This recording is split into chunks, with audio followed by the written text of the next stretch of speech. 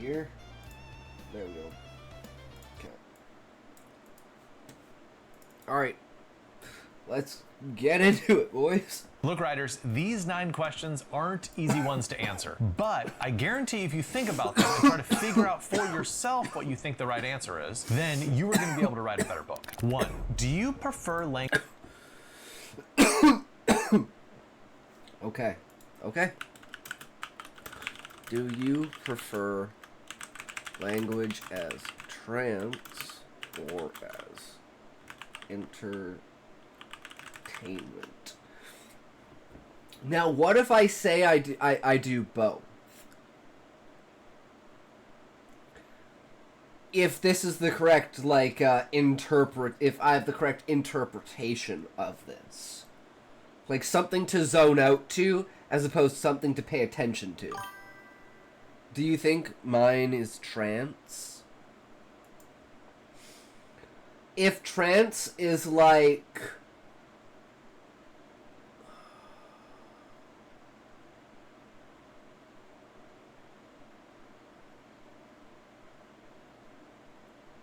immersion, I think would be a better word, but I'm not sure. Let's just see what he defines these as trance or as entertainment. So when you write with language as a trance, you're sort of trying to get the reader to slip into a dream where they don't even see words on the page anymore. They're kind of just experience. Okay, yeah. Where it's just like the words are just there to facilitate the image in your head. So you are 100% in on what you're reading. Which most of the time I am when I'm reading, because I'm usually like I'm spending 20% of my effort reading, I'm spending 80% of my effort turning those words into images. Does that make sense? So it's like I'm doing a lot more work with imagination than I am by just reading. And then I can just like drone stuff out, and I'm like, oh, I have to go back and read that paragraph because I was world building in my head instead of actually reading what was on the page.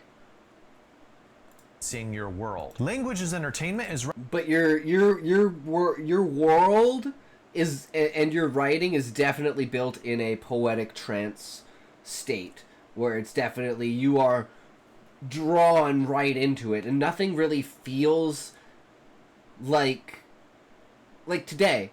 Like, this is the first time I think we've gone through basically the entire chapter without a single interruption.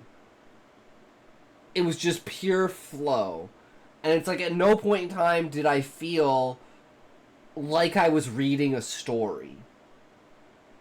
I just felt that I was just building on top of, like, what is already in my head, essentially. And I'm just, like, looking forward to the next sentence. So I feel that is more of a trance state. Writing that draws attention to itself. It works kind of like a verbal jack-in-the-box. Every single sentence is doing something artistic. It's kind of performing. And a good way to think about these differences is compare any random sentence of, say, John Grisham to any random sentence of Don DeLillo. I chose 2 sentences at random. We're going to put them up on the screen and look at the differences between these 2 sentences. The John Grisham sentence is much more about plainly communicating information. It's a sentence just designed to get information across. While a Don DeLillo sentence is meant as fireworks and to be clever and to make the reader think about language itself. You need to figure out for yourself whether you were trying to write language that works more like trance or that works more like entertainment, and there's also another option, like you could do something in the middle. There are plenty of authors who split the difference and try to write a little bit of both. And you should also ask yourself this: what type of writing do you enjoy reading? Now, this doesn't always mean you should write the way that you read. Like, for instance, I tend to enjoy writing that does work as entertainment. But when writing, I prefer writing the type of language that works like a trance. 2. What can writing do? Okay, so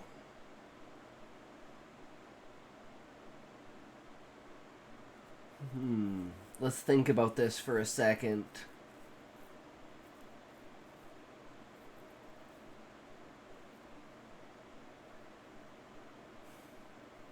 For me, it's topic.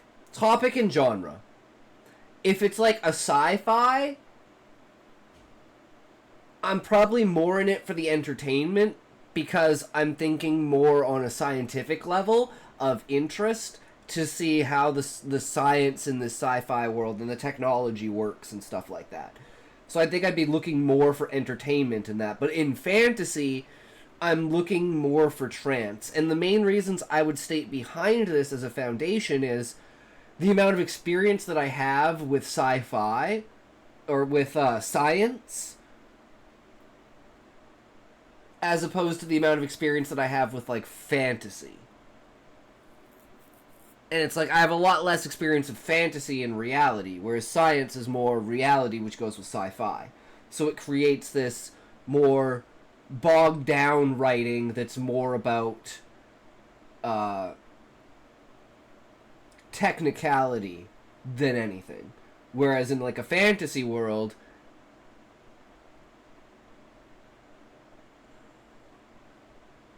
it's like more like a dance. So I said like one is like writing, or sorry, like drawing. One's like drawing, and one's like painting. If that makes sense. Like drawing is definitely more entertainment. Painting is more trance.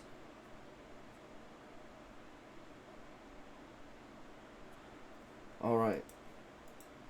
So I'd say like my answer would be entertainment for grounded stories.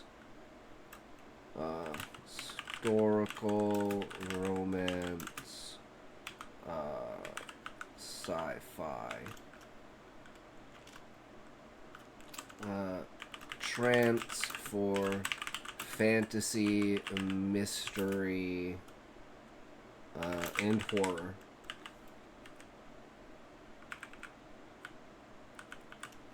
See, I definitely think that's a genre thing, at least for like reading for me. But for writing,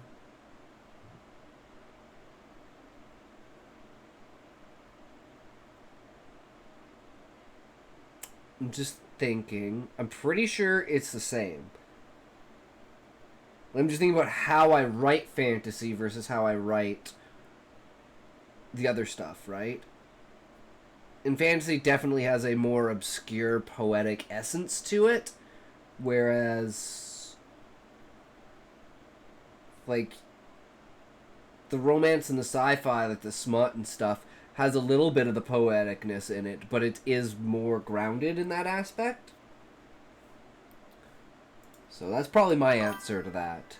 Just clocking in now. Do you want me to try answer the question?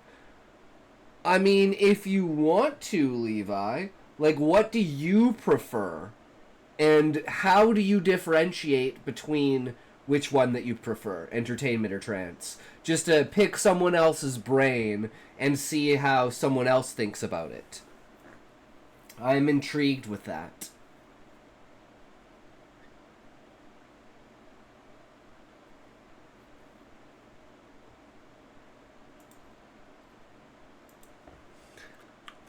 Well, we can also think about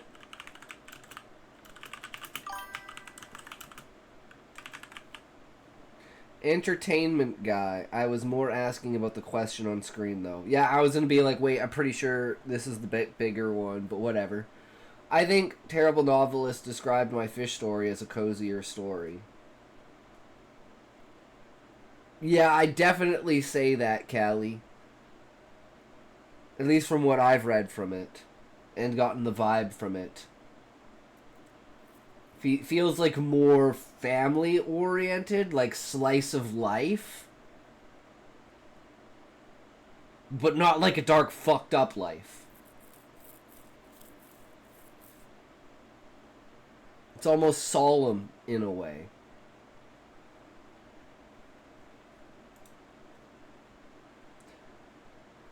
So what can writing do that films can't? I think writing can directly show the internal states, whereas film require more indirect methods.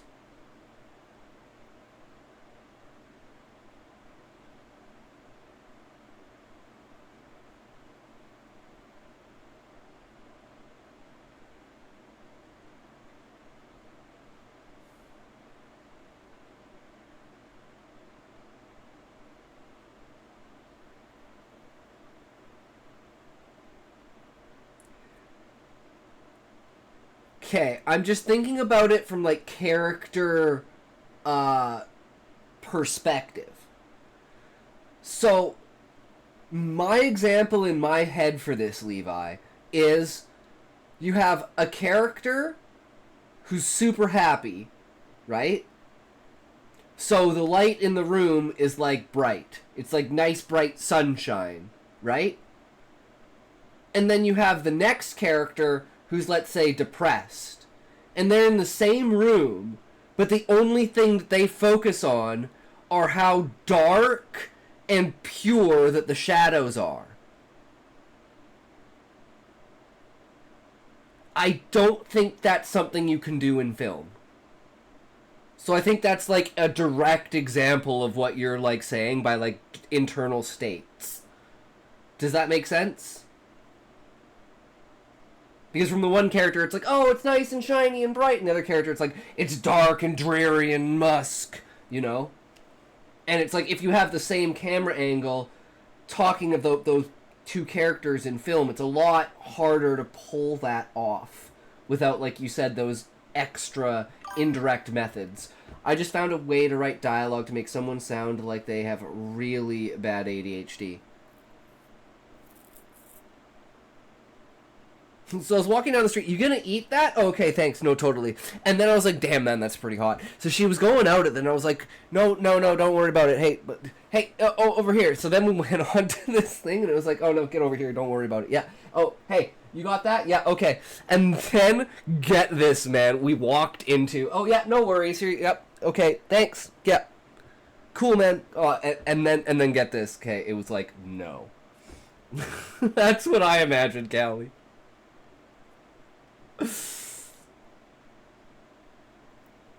Hey, you see that over there? See that over there?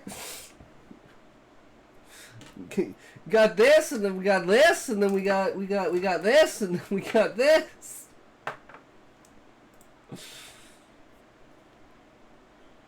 So there's different ways to do that, right? Okay, so let's put this down as just for our own inference, like direct character perspective shift. And I'm going to put in brackets, I'm going to say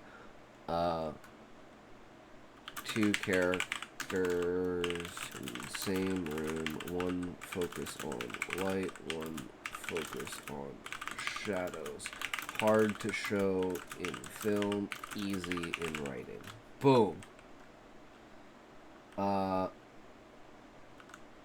Inner monologues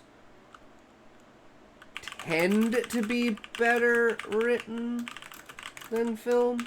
They can be done, and I'm thinking of the greatest one that I can think of all time, which is Christmas Story. But even then, the narration is from the past. It's not a current moment in the character's head thoughts. It's coming at it from the retrospective view, right? So there's a lot difference that you can do with that. But let's see. Films can't. Here's why it's important to be able to answer this question. You don't just want to write books, which are basically movies on a page. Because if so, then why aren't you just writing screenplays, right? Your goal is to take advantage of things that books can do well. You're using this medium of the printed word, so, you know, take advantage of it. Nicholas Baker has this wonderful collection of essays called The Way the World Works. And specifically in an essay called I Said to Myself, he talks about the 3 things that books are better at than movies. 1, interiority. You can go interiority. Into the brain of your character so much more in a book than you can in a film. I mean, most films don't go into the brain of the characters at all, and very few have voiceover. In general, you want to explore the interior worlds of your character's thoughts because it's something the novel is good at. 2, time. Novels are definitely better than movies at speeding up through scenes, slowing down at scenes, and constantly changing the tempo. Other than a few montages, in general, movies always move at clock time. So books have this huge advantage because there's a lot more flexibility to skip over the boring parts and then really slow down for the pivotal points. And 3rd, POV variation. You can manipulating time slow down or speed up. And what was this one?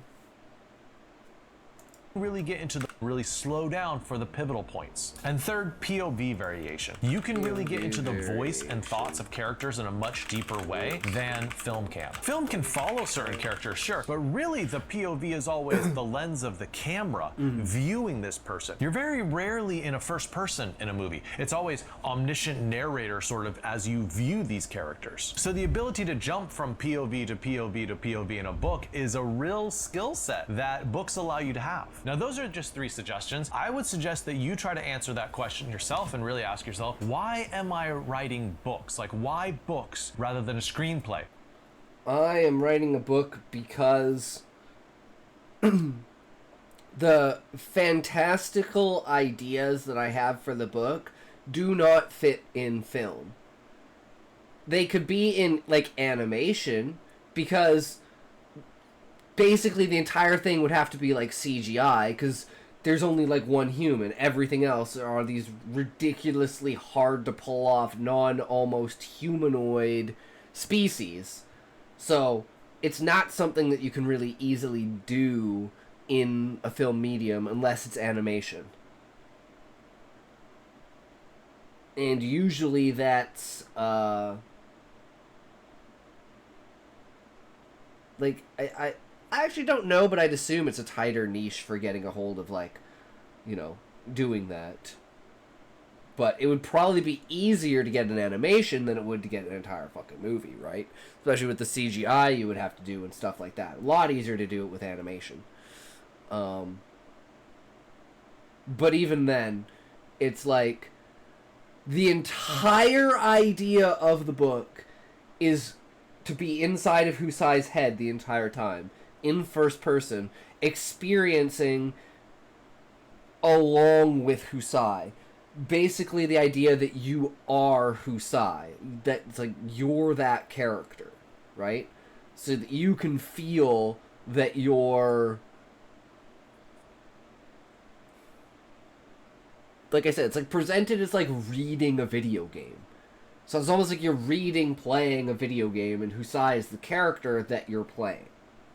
And it's basically just a massively narrative driven story. Like,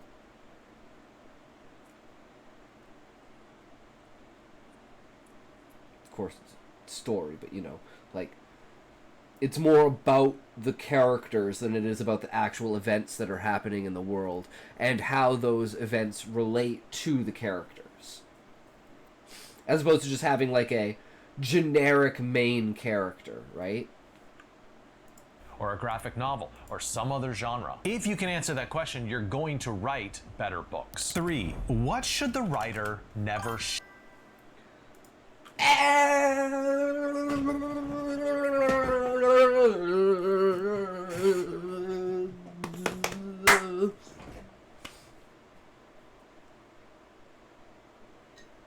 It's ads time, boys. That's right. It's ads. Why, ads? Why do you do this to me? I'm so sad. Ads are assholes.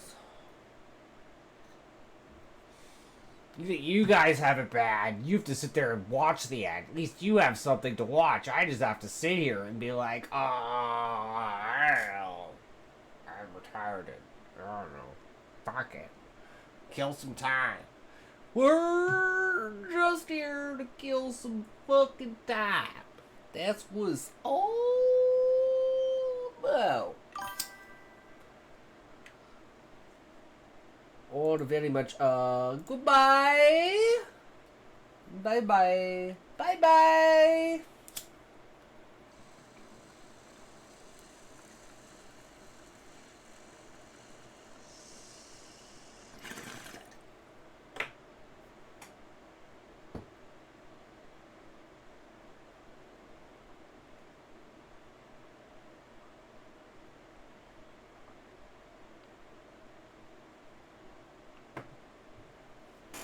All right.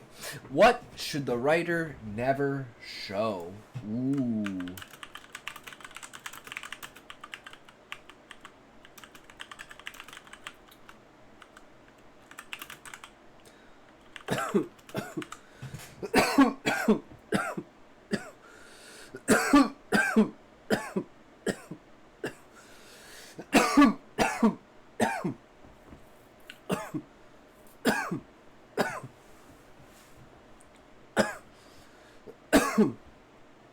My answer to this question is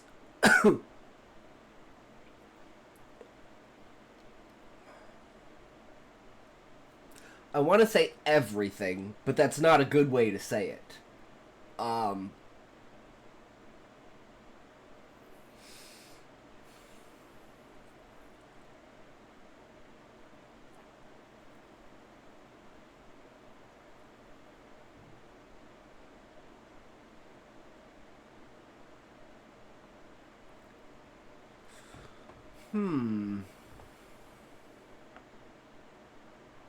Oh, things that are This is the best way to say it, I guess. Things that are unexplained and beyond, like, the edge of the world. Far off vistas that are talked about but never visited create this feeling that the world is bigger than you are, because there's things in the world that you could just never understand. They're just said off randomly and make a bigger picture. Like the idea of, like, in the Lord of the Rings, like Valinor. It's more of an idea than a place, because you never actually go there and experience it. It's just, if you know anything about it, you just know that's where, like, basically everything came from. And that's where the elves came from. But actually going there kind of ruins that unless you add another far-off vista. You always have to have something that's out of reach, that's talked about, dreamed about, but never obtained. It's like everyone says what is the One Piece? You know what I think the One Piece is? I think it's nothing. And I don't mean, like, nothing as in, like, nothing. I just mean, like, it's not what people think. Like, it's just gonna... I think it's just gonna be, like Roger's ship with, like, a ton of, like, treasures on it. I don't think there's actually gonna be anything that's, like, super significant. But that's just me. But who the fuck knows, you know? At this point, it's like, could that be a cop-out? Another thing is showing things that are beyond the scope of, like, a mortal being. So I don't think you should ever show things that are, like, celestial level, like, encounters, right? Like, for instance, like the fight between Gaia and Anima. It's like, it is too high of an order of scale to be, like, comprehensible by a mortal. So, having the book end before the fight starts is, like, the perfect point to cut off, because you can't show that. It just doesn't really work. It's too much, right? At least that's my opinion of it. But let's see. So I'd say, like, scaling to the point of, like, eldritch beasts and the like. And then, what was the other one I said? Always have far-off vistas that are mentioned but never visited. Those would be, like, the two things I'd say, just never show that. and that will increase the size of your world phenomenally. show. Are there Because then the people will be like, well, there's these things that they know of that they've never been to, so imagine the things that they don't know about, right?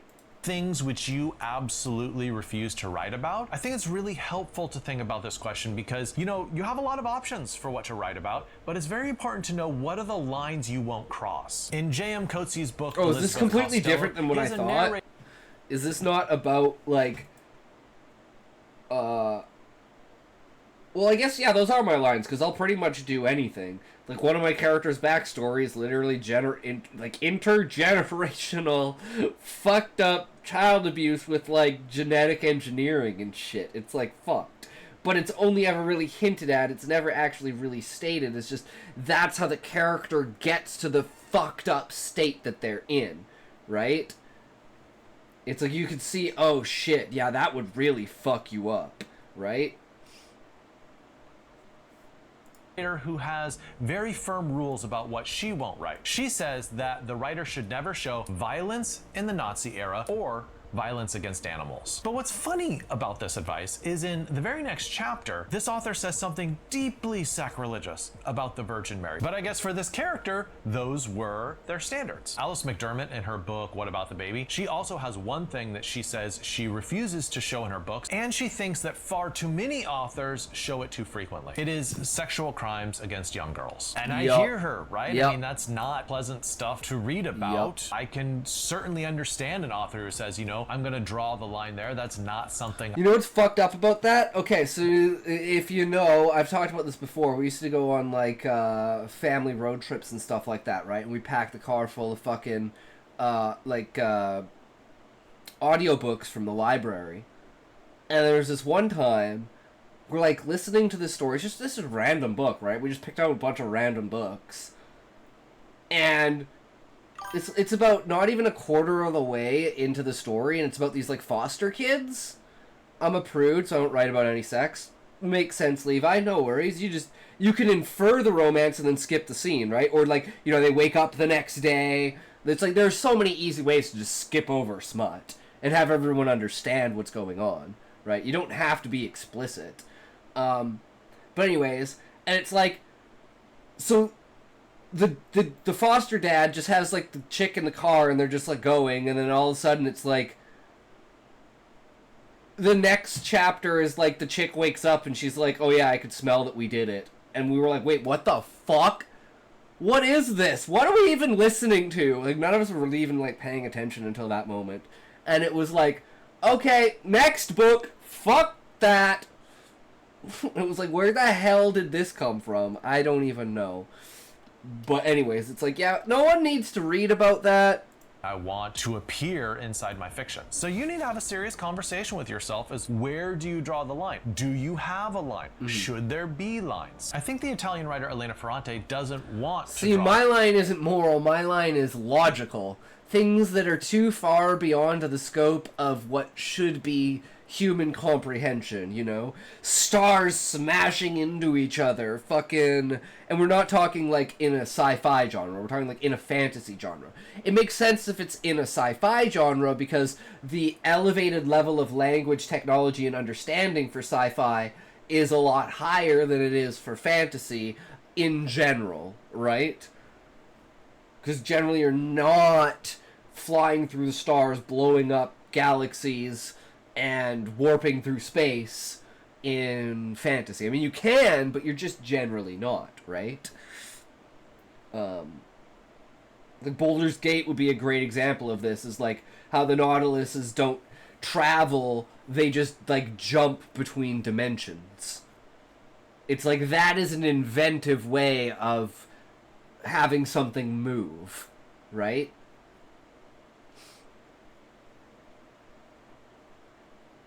But, what was I saying? Oh, yeah, my stuff's more logical to the understanding of what would, like, ruin the world and what creates good world building. So it's like, that's where my head goes when this is stated. But I will say, like, yeah, we just have no underage abuse. Only hinted never, only hinted in subtext, never explored, just, sets the character. So that's literally my line. These type of lines. She has her character Elena, who is a writer character, say in her book that writers... Unless it's like a horror story or something, and, you know, it's one of those guys gets possessed and kills his entire family. If it's a story like that, then it's like, it's understandable, because it's like the horror perspective from like the kids is like they're watching their dad hack apart their mom, and then turns to them and then watches their brother get hacked apart, and then they get fucking hacked apart, and it's like, you know, there's the genre definitely dictates that, but it's like horror is more violence towards children, not anything else. And it's not like usually like torture, it's usually just like that brutality, you know. You kill him in the first hit, but then you just keep going, right? It's the fucked up shit, but that's, you know, that kind of like demonic, dark, fucked up possession type like horror thing of like murdering your whole family, and then you wake up after murdering your entire family and go to jail, but now you have to prove that you were fucking possessed the entire time. Then it just turns like psychological after that, right? have the responsibility to recount everything in the human experience. Be and respectful. even, she says, what seems unsayable. Ultimately, you need to figure out where to draw the line and what you refuse to include in your writing. The fourth question that every writer should be able to answer is, should you always strive to write round characters? This is a good question. You always strive to write round characters. My answer to this is, if you name a character Blessed! Scotty! Hey, how's it going, Blessed? How are you? Welcome, welcome. We are being asked questions, and we are figuring out our true author self through these questions. How do I perceive the craft of writing? How are you, Blessed? How have you been, good sir? Have you written anything? Tormented man, another day. Lol. Pretty much, brother. Pretty much, right? It's fucking life. If you name a character, make that character round. Period. If you don't need to name the character, it doesn't need to be round, but should be at least square. So, like, you've built something with the character, but you haven't molded it, right? You have, like, an idea of what this person would or would not say or do. Like, we're talking, like basically NPC characters, right? That you know they're there because they interact in a way, but they just don't have their own kind of feeling to them. Because they're not there for long enough. Like, a shopkeeper at a specific like armor shop that they're never going to meet again. You go into an armor shop, you learn the name of the character, you know that character is going to be important later.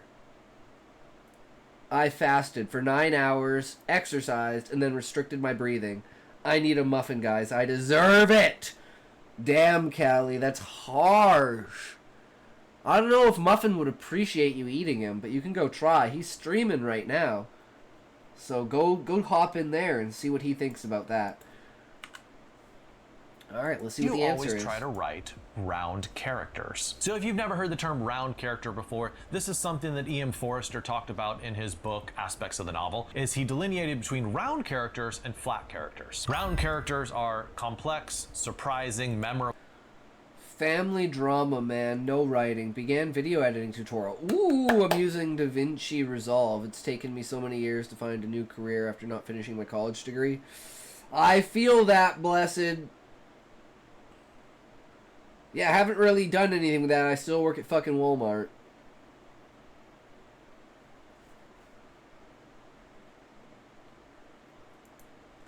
Intermittent fasting, Callie. Yeah, because fasting, what fasting does is it actually makes your body produce, like, more. So, if you're, like, building muscle and stuff like that, then, it's like your body produces, growth hormones in order to, like, subsidize. So it's actually like a 500 IQ to fast like that. It's basically like giving your body an extra boost, because it goes into like a panic mode where it's like, oh shit. And as long as you can control that, right, then you're completely fine. And you just get like 10% boost with it. Shalom, I'm here but not really here. Smokey, true, 18 plus will stop cancer tumor growth. 18 plus hours will stop cancer tumor growth? Wait, what? Oh, you mean producing hormones, like growth hormones and steroid hormones in your body. It's like the idea of like eating dirt, same kind of thing, right? The more bacteria you put into your body, the more your body can fight against it. You give your body more tools by exposing it to things. But yes, round characters are dynamic, complex, surprising, memorable. They're realistic, they have layers, and they can change. Ooh, and they have backstories too. Flat characters, on the other hand, are kind of surface level, they're kind of one-dimensional. 18 plus hours fasting increases its autophagy and self-healing. Maybe that's why I look so young, because I have like one meal a day.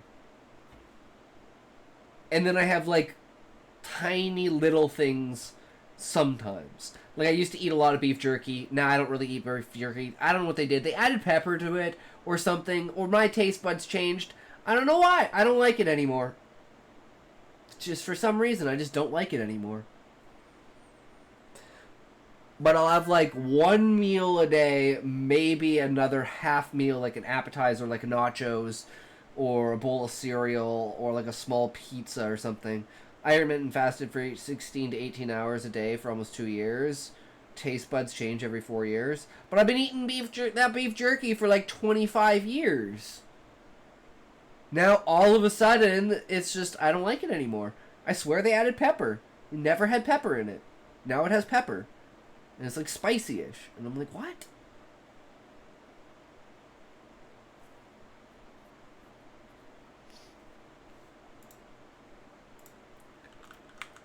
Flat characters are surface level, one-dimensional, basic NPCs. I lost 100 pounds by quitting drinking, fasting, and paleo diet, and fasted morning exercise. True. So freaking satisfied. Hell yeah, Callie. Congratulations. That's day one, bro. They're very consistent, and overall, they're pretty simple characters. Now, once upon a time, I would have instinctually... See, and then I'd say, like, a square character...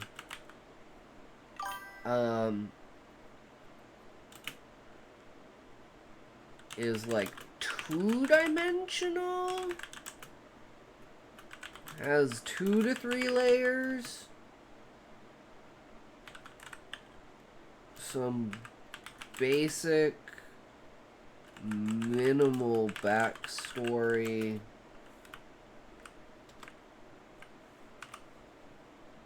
got rid of my gastric reflex by drinking apple cider vinegar and water. Way to go, Callie. Nice, Blessed. That's dope. Congratulations, bro. So you just have to train yourself. Yeah, Blessed, I started up again. I was doing like 14 hours, but stopped because it all fell apart. It's that one day, Callie. You stop for one day and everything fucking falls apart. I totally understand. I totally understand. Some basic backstory. And is connected to another character in some way. So I'd say it would be a square character. So it's like they're not quite totally refined, but they have a little bit of structure to them. Actually said, well, of course you should always write round characters, right? I mean, aren't those better characters? But over the years, I've come to see that there are certain characters in books that don't need to be super round characters. Like, it's kind of fine that they're one-dimensional because they serve a purpose inside the book. For instance, think... I feel that I actually lost 200 pounds, but stress 8 and put back on 100. That's fair, Blessed. True. Blessed, are you predicting the next trend?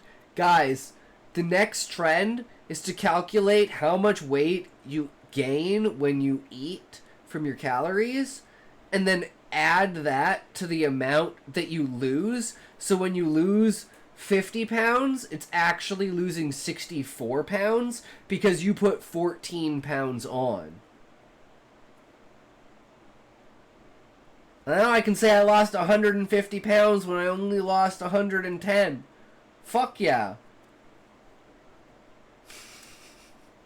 about minor characters, like, say, Rex in Toy Story. Rex's main goal in Toy Story is to be humorous, right? It's to make the audience laugh. He doesn't need a super complex backstory to be a super complex character. He really only has one main role. Or think of Prim in the Hunger Games. I do not find her to be a particularly complex character, right? She likes animals, and she doesn't seem to have very many flaws. But she fulfills a very distinct role in the storyline. You can't tell that story without her. At the same time, she doesn't need to be super complex. Like, it's okay to have her sort of be a one-dimensional character. And also, I want you to think about certain genres that don't have any round characters. Stuff like fairy tales, right? No one's saying Little Red Riding Hood is this complex, super deep, round character. No, she's totally one-dimensional. Or think about fables, like Aesop's Fables. Those are stories where you're not supposed to have complex characters. And even think about a whole... It's like, even with my short stories, some of them, you're not, like, they're not, like, the characters, like, aren't that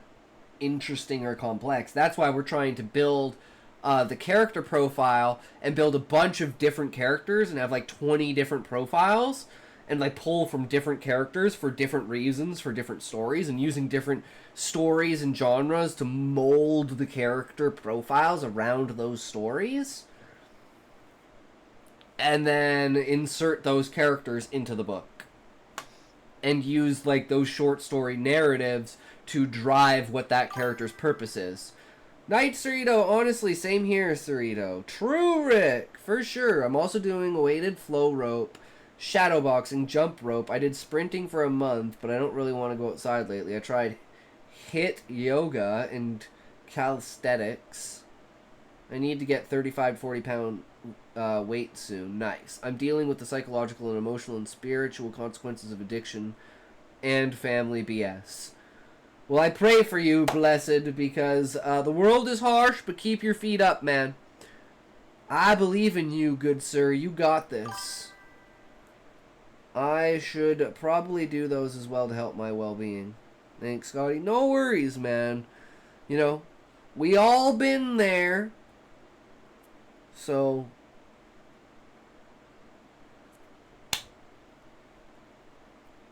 everyone's human, everyone makes mistakes, everyone gets over it. If you don't get over it, you're never going to get anywhere in life. And people that don't get anywhere in life, well, why would you want to stick around for them? Isn't flow rope the thing where you, like, go like this? And you, like, throw the ropes? Or you go, like back and forth?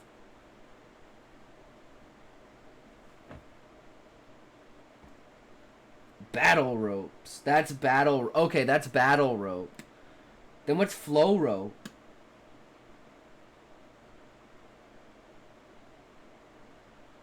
Mouth and body will like that because now currently I'm a pile of fat. Honestly true. I guess I'm just lucky because I don't eat a lot, so I've always been super thin. But I love walking and stuff. Like, I take walks even on my days off and stuff like that. Flow rope is when you get into a flow and then start shooting ropes. What's battle rope? How does that action make battle rope? Yeah, I don't know, Rick. I don't know.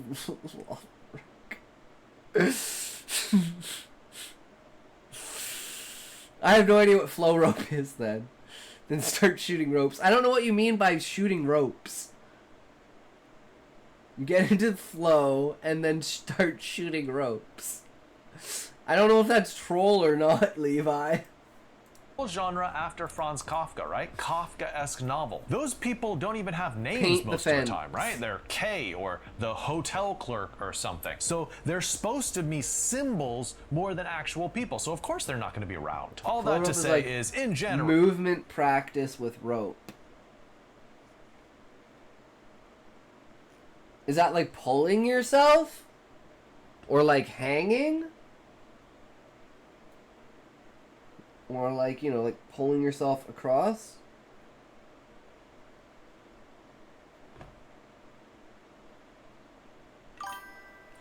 So you just move and flop the rope around.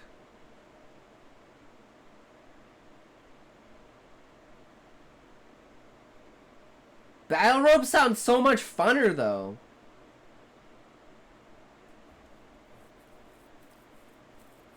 It's like a bow staff. Okay, blessed. That sounds a lot like jump rope without the jumping. Okay, well that sounds a lot more badass. Like you're using like the middle of the rope and then you're like spinning the outsides kind of thing. That's the one with 2 heavy ropes on the ground. Simply by flipping those ropes around, it's a workout.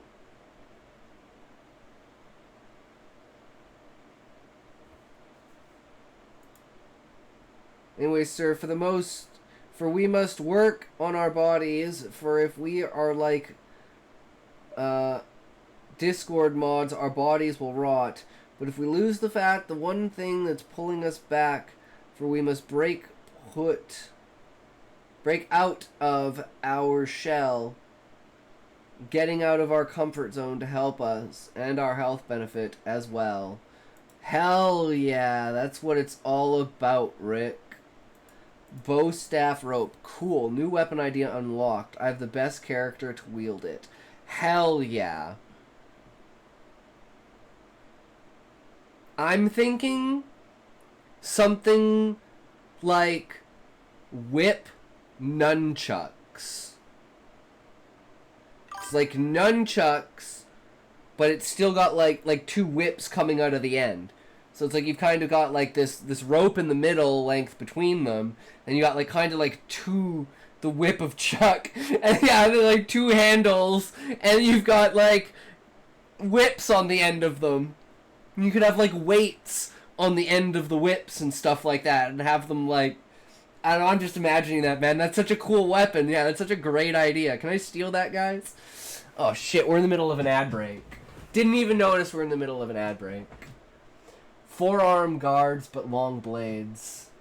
You could put blades on them for sure. You could do a lot with that. I just imagine like this isn't gonna be pretty, guys. But I just imagine like it would be something like you'd have like the handle, some sort of rope length, the handle, and then like the whip, and have like little weights on it or something. And you have like a blade.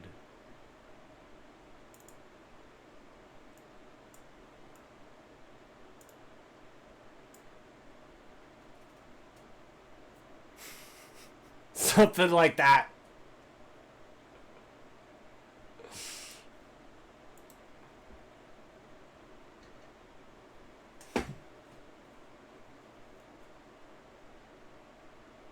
$5,000 points.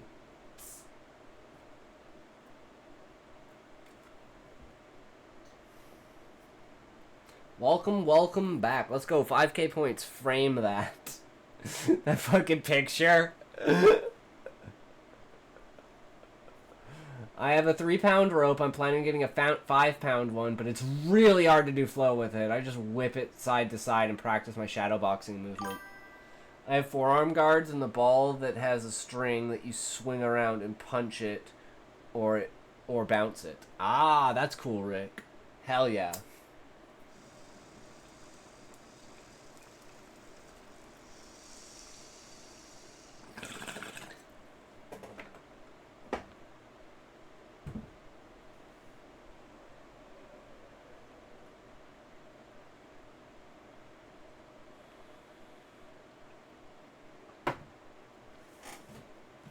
Okay.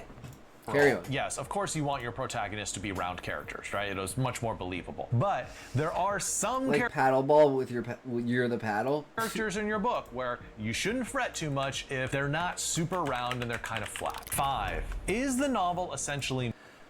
Ah, here we go. 5. Is the novel essentially moral or amoral?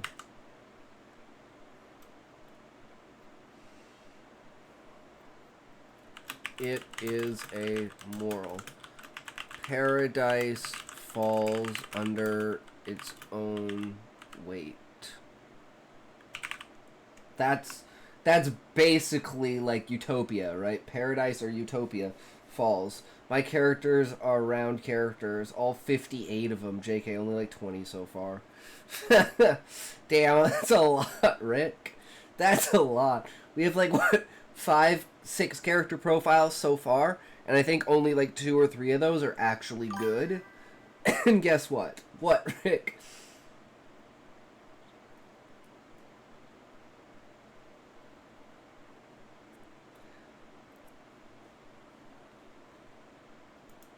They are all interconnected, all of them. All of my characters interconnected, Rick.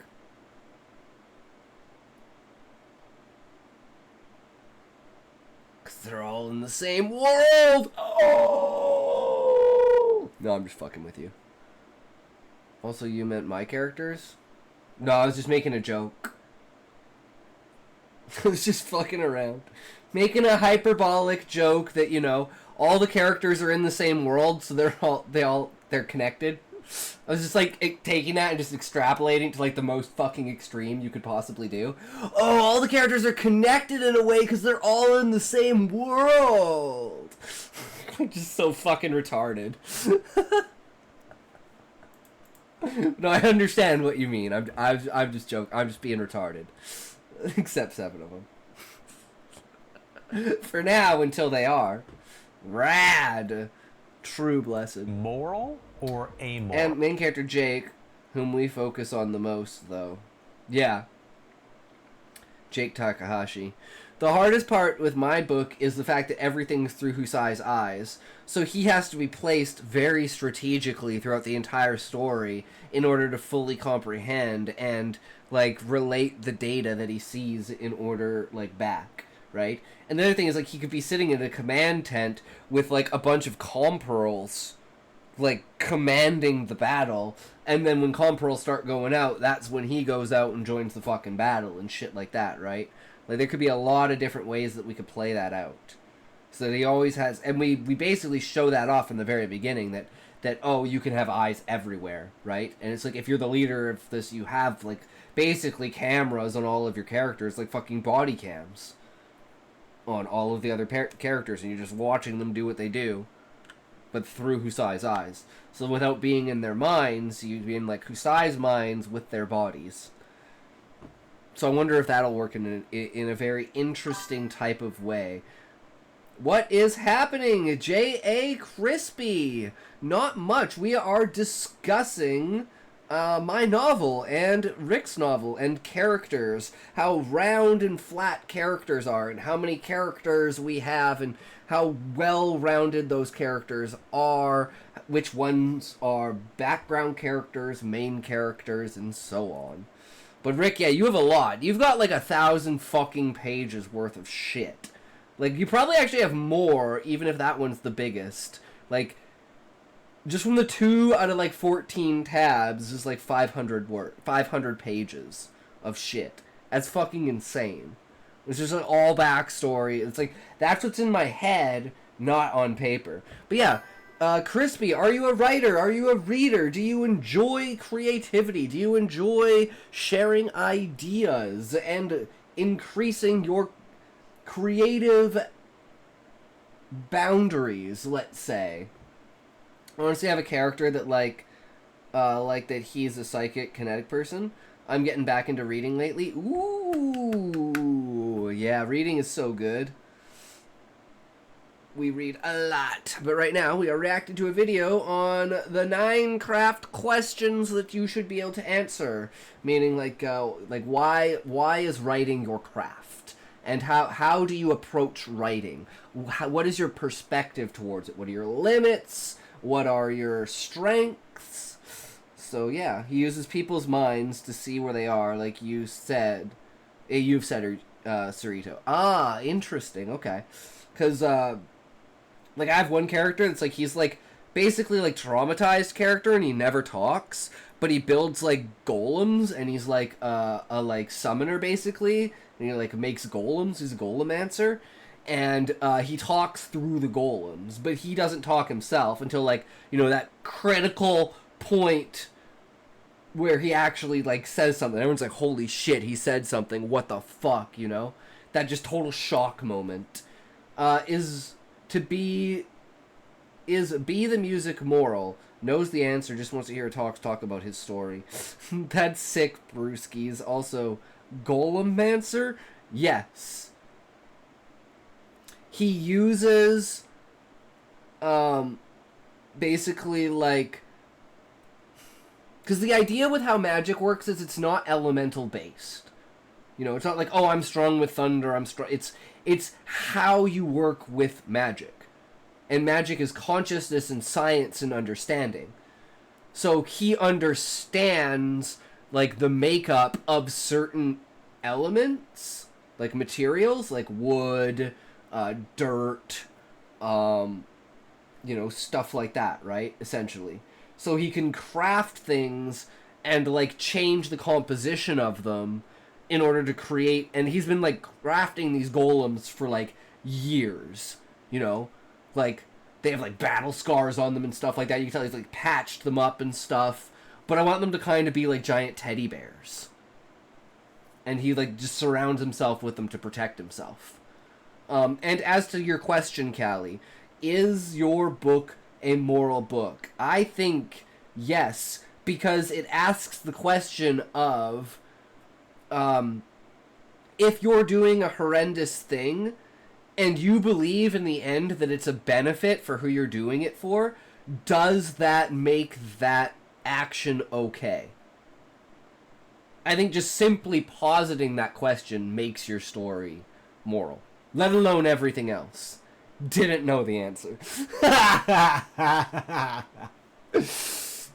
My theme I got out of it, Callie, is that it's like love prevails. Because at the end, don't Nell and Belfry wind up being together?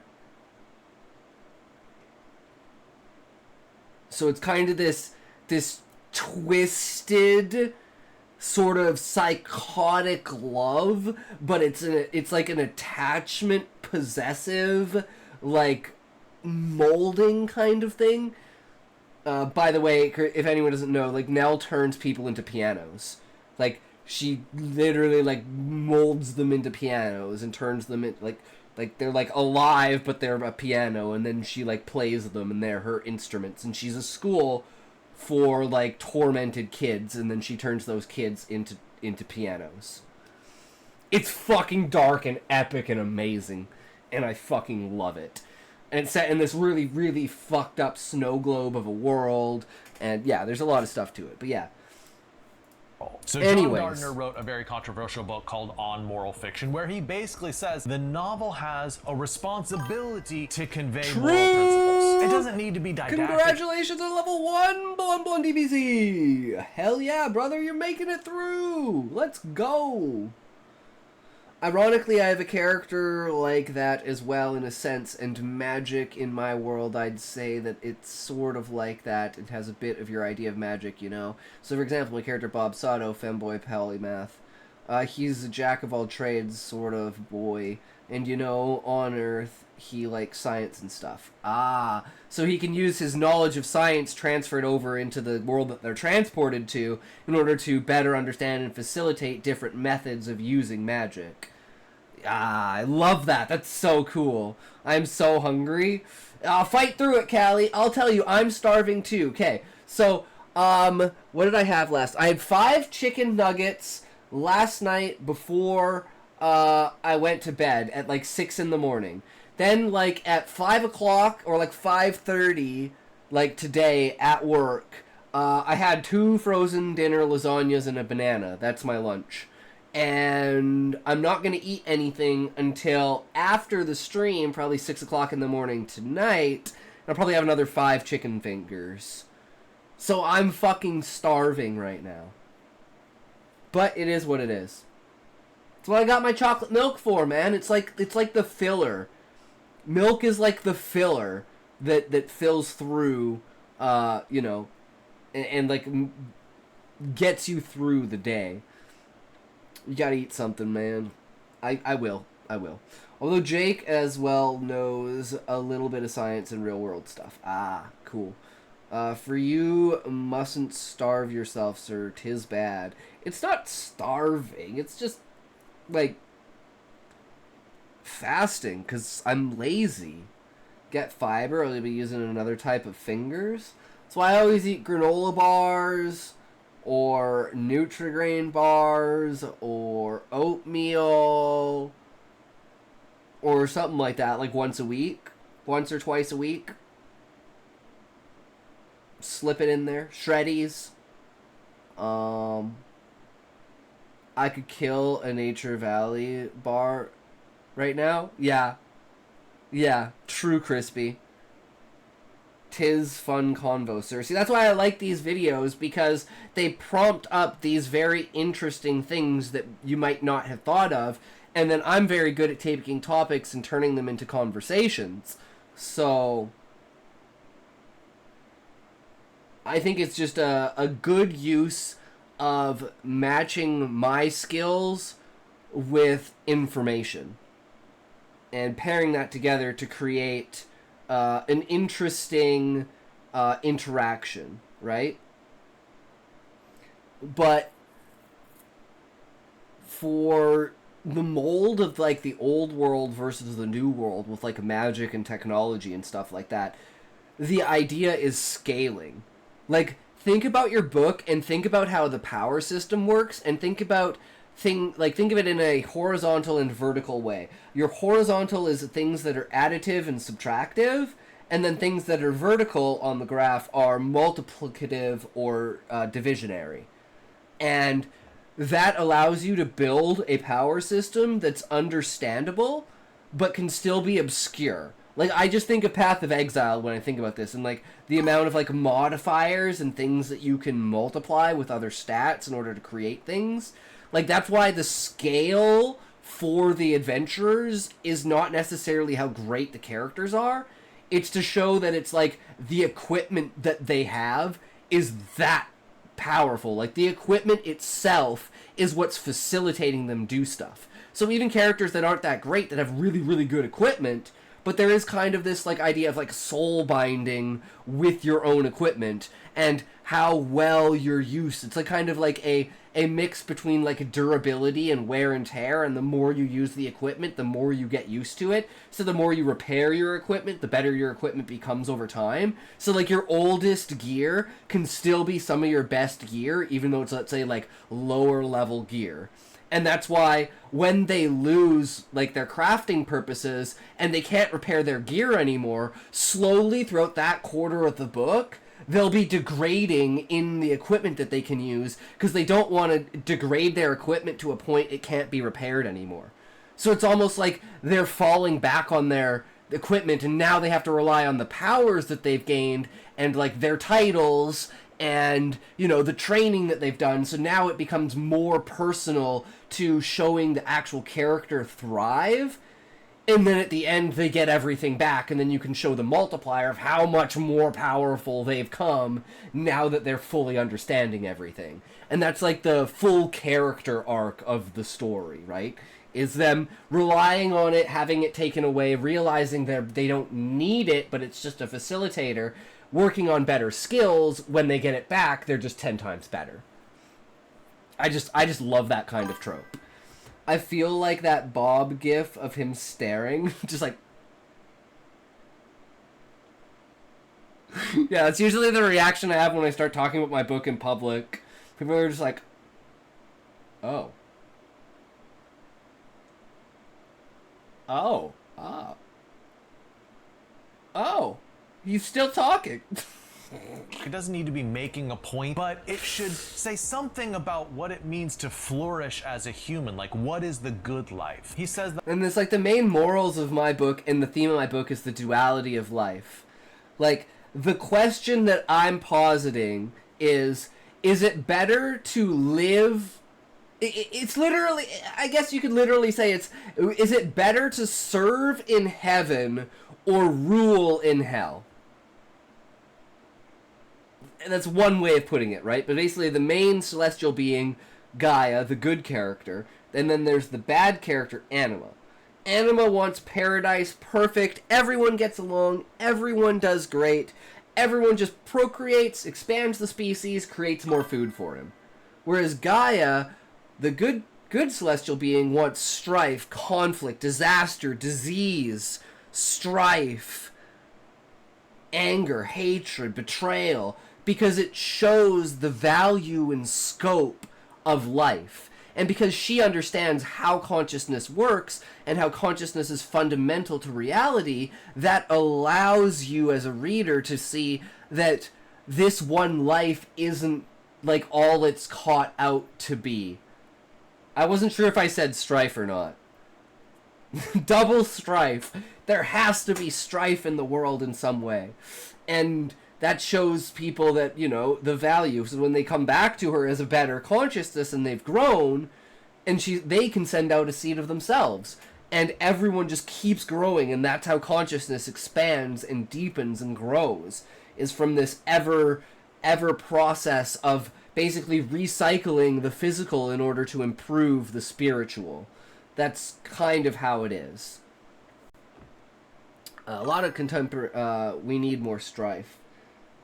I mean, it's saying, like, if there is, like, for instance, if you knew that when you died, it was like, you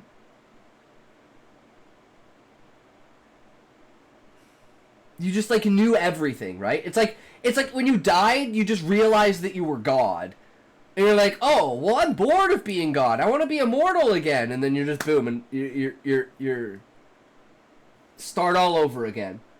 So it's like, I really believe that we are in the positions that we're meant to be in, and that's why coincidence and like purpose seems so potent to people's lives, because it's like you've set a goal for yourself, for your like greater self, to evolve through this life. And some people's lives, like, let's say you've gone through 5 lives of growing, and you're bored, and you just want to be a fucking bum, and see what it's like to be a bum again. And I always think of this, like, one story that my dad told me, and it's like, the idea is, there's, the really, really rich dude, and, he kind of hates his life, and then there's, like, the poor beggar girl, who's, like, trying to literally just barely get through life and stuff. And it's like, when they meet and interact with each other, it's like the exchanging of their stories of how they feel about their lives, and seeing the other person's life and the contrast in it completely changes both of them, where one tries to strive for more, and the other one tries to help those less fortunate. And it's kind of this meeting in the middle where, one person that was about to give up starts standing up, and someone who didn't quite realize what they had now realizes what they have, so they're willing to share it with people. Is strife going to be a command now? Selects from a random list of hardships that you saddled with. Yes, Sean, we should do that, but you know what it should be? It should be all bondage stuff. Pull out the ball gag. Alright, you're getting paddled. Here comes the electricity. Pull out the whip, boys. Oh, it's the beads today, boys. Nope, back in the cage you go.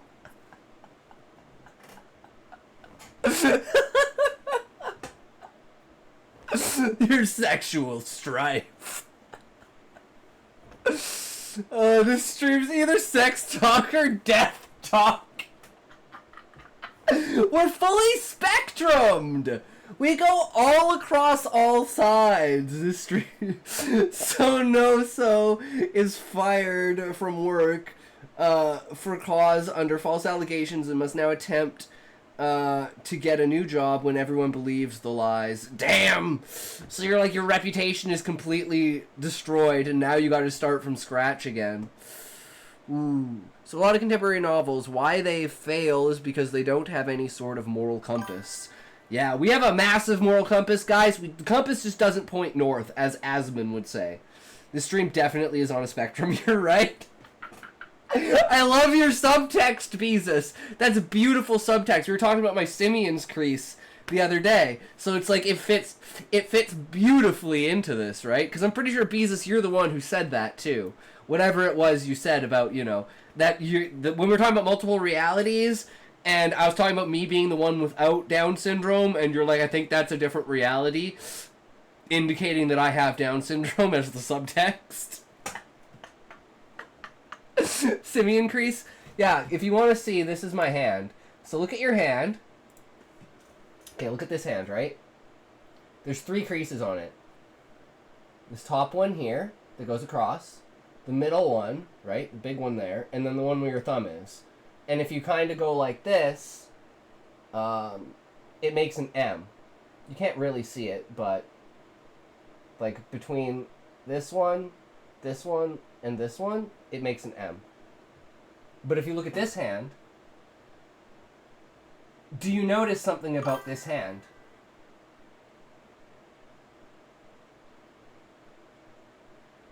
And then look at the other hand. Notice the 3rd crease at the top there? It's not present on this hand.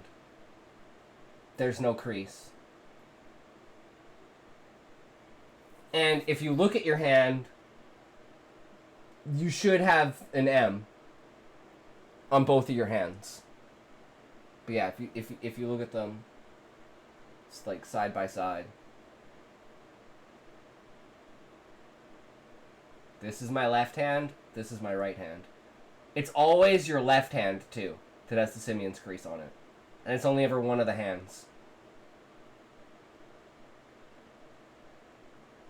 It's like, look how they fold. The skin folds. This literally has an X on it. There's an X there instead of a line. I know, like, look at these motherfuckers, guys. My pinkies and my thumbs are fucking magnificent.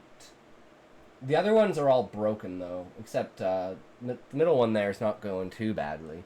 I snapped this one. This one was my longest one. I snapped it like a week ago. So annoying. My hands don't have, like, a crease. I'm confused now. Could you theoretically use them like claws or no? Oh, 100%. Like, do I have an there's an empty sheet on here, right?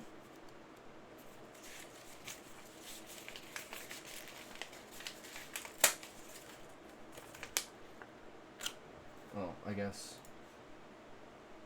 What might help is if I was on the right overlay. But yeah, check this out.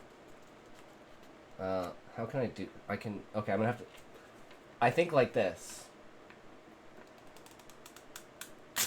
Whoops.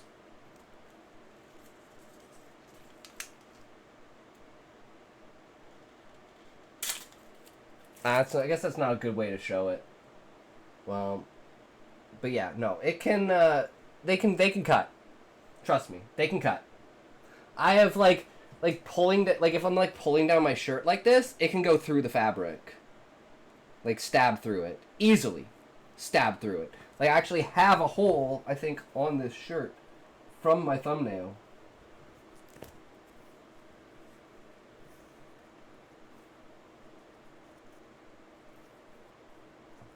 Maybe it's not this shirt.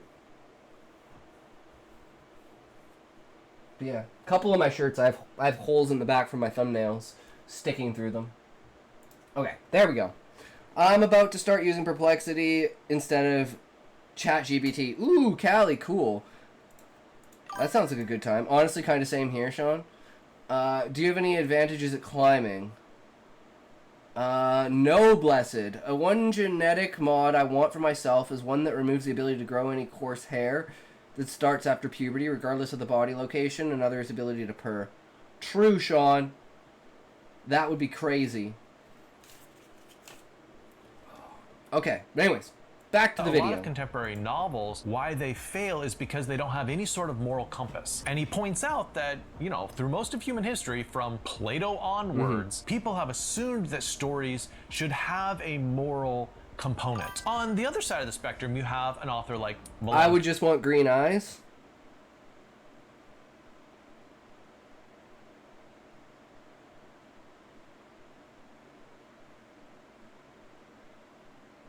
I mean, honestly, I'm probably with Sean. No hair below the eyebrows. Then I wouldn't have to worry about shaving. And I would remove my fucking sweat glands, guys. Fuck that shit. Like, I am just in a perpetual state of sweat. Fucking nasty. Like a color wheel thing. Oh, that would be cool. Just like be able to consistently change your eye color. I barely sweat for some reason. I don't know. Kundera, who wrote Unbearable Lightness of Being, among many other books. He said that morality doesn't have any place in the novel. He thinks the goal of the novelist is just to depict life, right? Someone told me I should sweat up after 90 push-ups without stopping, but I didn't. Sit-ups? Cannot. I cannot do 90 push-ups. But you need to sweat because if you don't, you'll die of heat, and the heat won't be able to be cooled down via sweat. 2 nuggets of wisdom I'm firmly embracing. Don't expect anyone to make my life easier. Guard my heart. True, Blessed. We're about to hit ads in a second here, guys. But to speak to that, Rick, yeah, that's obvious. I'm just joking. But, like, if you even look at my hands right now, like, I mean, it's 27 degrees in here. So, yeah, it's fucking hot. So, the weather, LMAO. Crispy. It's okay. Wait till a little bit later in the stream when Muffin comes in and when Smokey comes back, because you could probably have a normal conversation with Smokey.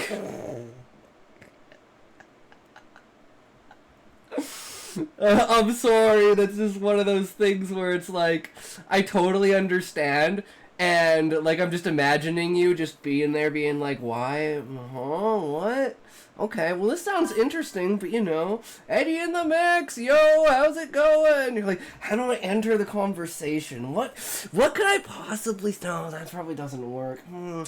Oh shit, we're in ad breaks, but you know. Oh man, that's how I am in real life, but in the reverse, because everyone's just having normal conversations, and then I jump in and I'm like, so the star galaxy that my planet revolves around is this giant celestial being, the eggshell of a planet. My push-up record is 72 while drunk. Damn, Blessed.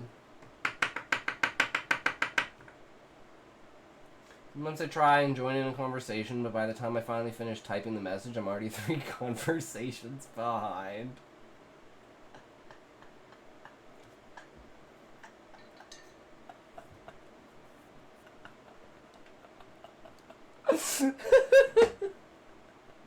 Exactly.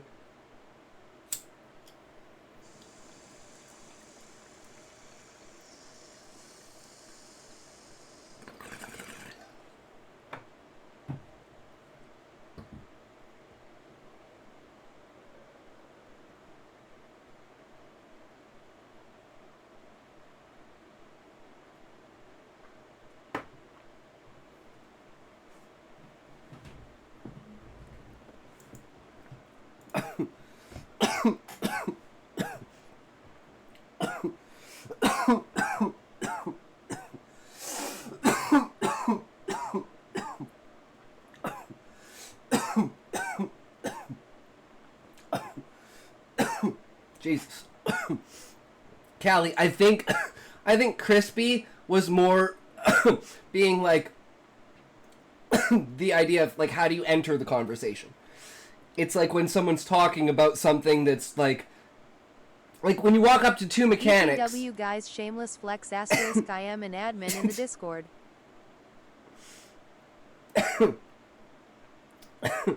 Yeah. But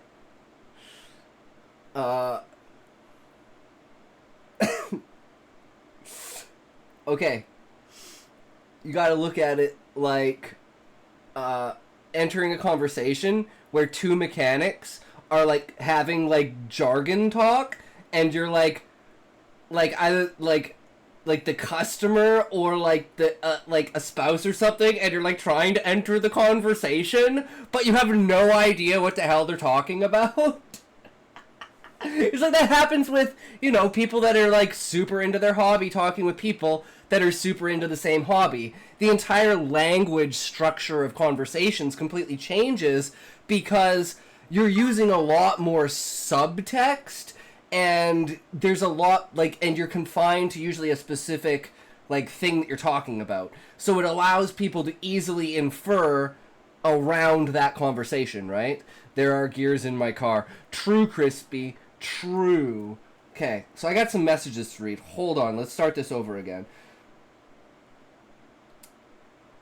You need a store of commands. Here's my previous comment that you forgot to read, sir. Pardon me for bugging this much. Also, a few key items that are story plot essential are the satchels of conflict. For example, the satchels that Vivian and Valdrick get, all satchels are work in progress, are essentially powerful artifacts for visual representation or power level of sorts to take like 4 demonic armies of demonoids, human transformed into powerful demons through packs, and Nixtanoi, a great beast of terror and hunger and such, as well as lesser demon king, cliche I know, as well as something known as the balanced one. Damn, Rick, that's some world building right there, bro. By the way, guys, shameless flex, I'm an admin in the Discord. Well, you're not just an admin, you're also the owner now, Callie. I'm not even the owner, and I made the Discord. You're the only owner. I don't know what it even means. Because if I go to, like, the roles, it says there's owner. I'll show you. Here, look. If you go to the Discord, where is settings? No, it's not settings. It's roles. Owner. View members. You're the only owner. I don't know why I'm not set in as an owner, but there wasn't anyone who was an owner. So I was like, well, Callie, because then maybe you could do all of that bot stuff. Is it bad that I want to meet y'all in real life? No, Rick. That's going to be 2027. TwitchCon 2027. That's the plan. We want to have, like, a big fucking trip where we like go to different places, go to like maybe 7 or 8 different places. We want to do like book tours, so we'll like rent out like ahead of time like Barnes and Noble tables, you know, like venues and stuff like that, and like have this whole fucking adventure. That's what we want to do. TwitchCon 2027 onwards. For like, you know, like a 2 or 3 week travel thing. Only if the ball gag is present. True, blessed. I bring all of the equipment. Don't worry, guys. I got that. It's gonna be fucking amazing. So we got 2 years to prep for it. So I figure it's gonna cost like between like $8,000 and $12,000. But you have to think about it as it's a promotional venue.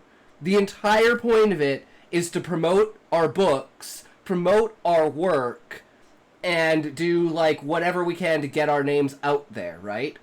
Assuming I can go in 2 years, if they let me. I have to listen to my first chapter again to see if I have any improvements to make. 12,000 to the casino! Well, it's like, if you're, like, for instance, like, if you're doing, like, a Barnes & Noble, right? Let's say it's $500 to $800 for a table, and you're doing 6 tables. That's like $5,000 right there. The flight, plus travel between like all of the cities, plus like room and board, like it could almost easily be probably $15,000 to $18,000.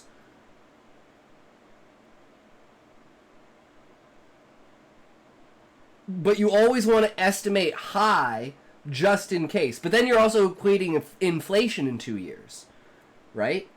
So there's a lot to factor into it. That's why I want to talk about it now, and I have been talking about it because it's been my plan since the beginning.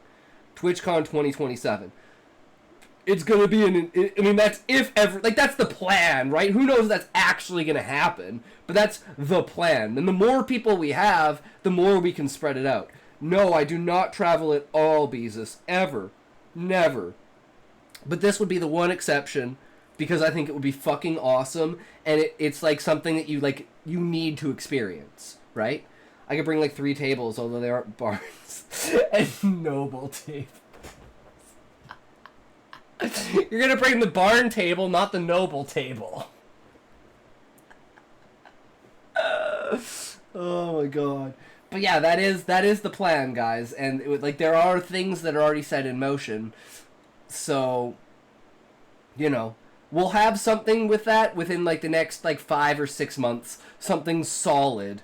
Most likely me and Book will work on that. I got some stuff going on with like my friend, my real life friend, who may want to also come with us, and I may have like 2 or 3 of my real life friends like want to come with us. They're fucking amazing, lifetime friends. You know, so I'll bring Arthur's table. Nice, Blessed. Fuck yeah, that sounds amazing. I'll bring the round table. How did you guys both come up with the same response? Great minds fucking think alike, guys. Because you guys said that like way too fast together with the delay on the stream for that to have been, Rick, for yours to have been a response to Blessed's. I know that. It's like a 3-second delay with the chat. And that was like boom, boom. Ain't no copycat up in here. Anyways. Back to the It's not video. to condemn some people, it's not to reward other people, but just a sheer depiction of what life is like. Now, personally, this is actually a question I struggle a lot with when I'm trying to think about how I'm going to shape my books. In general, I tend to side with John Gardner. My mind is great indeed. Okay, hold on, let me grab this stuff. Guys, do you want to do this right, like after the video? I have the IQ tags. I made the IQ tags, and I have a plan for how to implement it, and it's fucking hilarious. But I don't know if I can implement it well. Acknowledging you pats myself on the back. True. Most people on IQ the internet tags. say I look and act like a nerd dork, but then I meet people in real life and they're like, you're cool and funny, and I am like, bruv, pick either an insult or a compliment, D less than. I feel the same way, Callie. It's the vibe that doesn't get transferred through text, right? And it's like things can come off arrogant and like smart, like interrogative and like condescending when you're actually like joking and trying to like play satire or irony. People just always jump to the worst possible conclusion for something. But, you know, like your facial expression, your tone, your body language purvey, like, oh, this isn't real. That's why when like I go for most humor in text, I go for the most extreme. Because it's like, obviously that's like hyperbole, right? I'm not that cute, stop. Same here, but I'd want them to pick me and use me. JK, no, please. Not the face. Not the face! Stop making me wear these to fulfill your fantasy! Zoink left because I still don't have a maid suit that he can wear. Or that I can wear for him. I'm like, bro. Give me the money. I'll buy the maid suit. Haven't seen him since. Motherfucker. Just wanted me to buy a maid suit. Like, I want to uphold certain virtuous characters and make the reader... Yo, so many people think I'm adorable. I hate it. I want to be the bad dad. the daddy dom. But you can do both, Callie, because there's the you outside the bedroom, and then there's the you in the bedroom. Right? You want to be able to, like, bounce kids on your lap and tell kids bedtime stories and go to kids' baseball games. But when the kids are asleep and you're in your soundproof room, oh, the bad Callie comes out. That's when you tilt your head and raise your eyebrow and go snap, snap. How'd you know I'm soundproofing my room? The good dad and the questionable dad. Soundproof room. You don't want your kids hearing the sounds? Why are you beating mommy up every night? 'Cause she likes it. What? Don't think into it too much. What? Bad parenting 101. These stream conversations would be a whole different vibe if everyone took the time to beat off before they came in here. But then you wouldn't be able to goon during. Which is a reminder, guys. 1 week from today. It's 1 week from today, right? Wait. No, it's 1 week from yesterday. Shit, is it the 3rd today? 5 days from now, on the 8th of August, is Makeup Bikini Stream. So remember, be prepared for that. That is Friday, I believe. That's Friday. I'm soundproofing my room for other reasons, dark reasons. Wah, my enemies will cross me and threaten my family. Will find out who they're messing with the hard way, with punishment near death. You don't know what I do before Talk Stream. Curse of the Werewoman is coming up. It's true, Sean. Curse of the Werewoman. We will have a Werewoman stream on the 8th. That is the full moon, guys. I can't control it. It's just the way that it is. It's just a natural phenomenon that helps. I'm pretty sure everyone's doing that during it. Yes, I am a werewoman. On the full moon, I become a full-on femboy. We do makeup. We write smut. We dress up. One thing I want to start doing is practicing my voice, but I'm just so self-conscious about it that I just wind up fucking ignoring it. Let me rephrase that. Blessing of the Werewoman is coming up. I feel sorry for women who suffer the curse of the Werewoman, though. Kick chat gets so aggressive during those streams. I know, because Kick is just a bunch of fucking 12-year-old gooners trying to watch bikini streams. Thinking if you wanted an IQ-based automatic role signing system per level for talking, that would be great, Callie. But we want to do the command also for IQ, and then it selects a random IQ and then tells you what that equivalent IQ means. With like a funny little pun. Feel as though they really are virtuous, and I like making the reader feel that antagonists or villains are truly evil. On the other hand, and this is where I sympathize with Kundera, is I really dislike like finger-wagging didactic novels where they're just like, this is what you should think, and how dare you not think this way. I feel lectured at. Yeah, no lecturing, no dictating. And what's funny about that is the entire economy and political structure and basically culture, traditions, and everything that the entire book is based on is founded in reality, in the fact that it comes from the experiences that I have from reality and systems that we use, and incorporating my idea of what would be a utopia. And through the expression of that, I have found that this utopia is crumbling under its own weight because of its stagnant state. And no one can stand just being... And it's a kind of a reflection on entertainment in First World, where people are so... Like, entertainment is the only thing they really care about, because they don't have any problems in life. So who their favorite streamers are fighting with, who their favorite celebrities are fighting with, is like the most like outrageous thing in their life, right? I can find a way to train, but my training has literally destroyed me. Honestly, kinda bad femboy, to be honest. Saddening to see. Also, I'd like to be a different person, like having IRL personas and stuff, Paul Koijman's IQ in real life functioning. Chats per stream based on viewage. Newbies get 10 chats per stream. Mid-tier gets 100 chats per stream.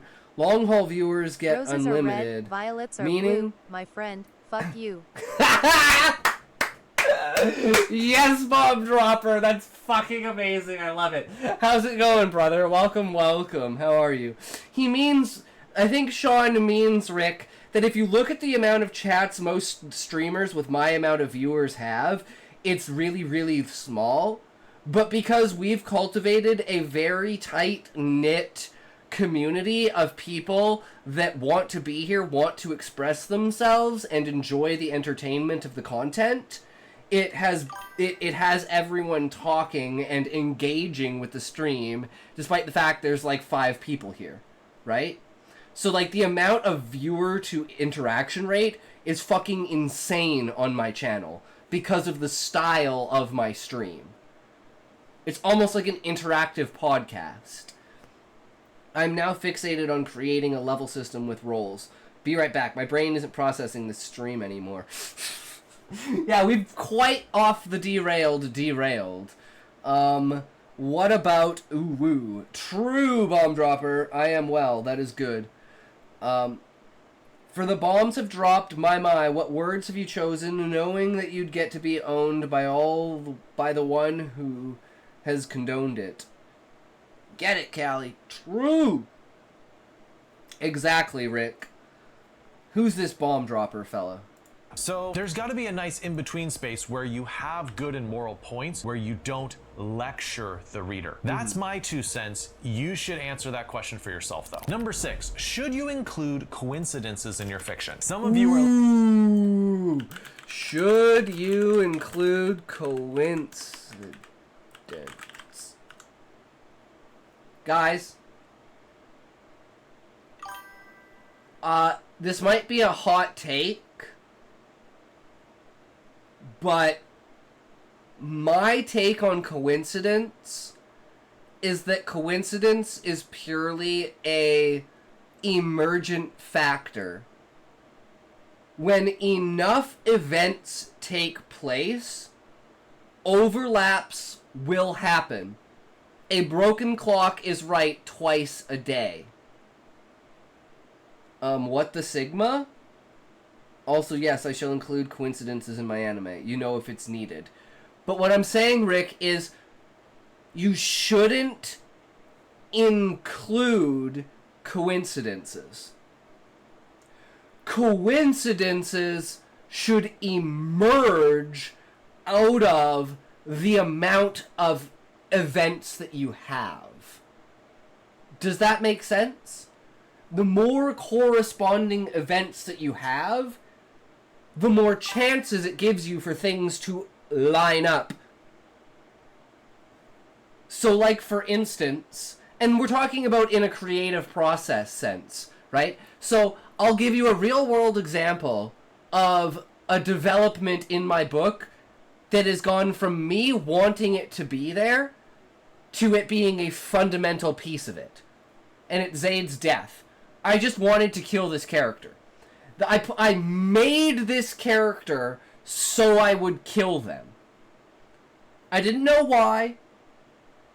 I just knew I wanted to kill them. Whether it was going to be significant or not, or was just going to be an offhand, like they run in and die. I'm going to head out. Have a great stream. Sure thing, Crispy. Thanks for stopping by and hanging out. It was great having you in here. Have a great day. Take care. We stream every day, same time, so feel free to come back again if you're ever in the mood. Different parts of the stream, we go about 4 to 6 hours. We do some reading, we do some reacting, we do some reading, we do some more reading, we do some writing, we game. It is what it is, we're kind of all over the place, but take care. So like anyone who's only been in chat for 10 times or less would be limited to a total of 10 chats per stream. 11 times and up gets 100 chat limit. Those who've been in chat over 100 times have no more chat limit because they've proven to be part of the club by then. What do you call raw ramen? What do you call raw ramen like to eat? What do you call what raw ramen like to eat? I don't know. The bot is acting weird. Oh no, Callie. Got it. What bot? Probably the bot for leveling up. For talking and leveling up. But anyways, Rick. So, there should be 2 times. I'm going to make exceptions here, guys. There's going to be 2 times in your book when you should force coincidence.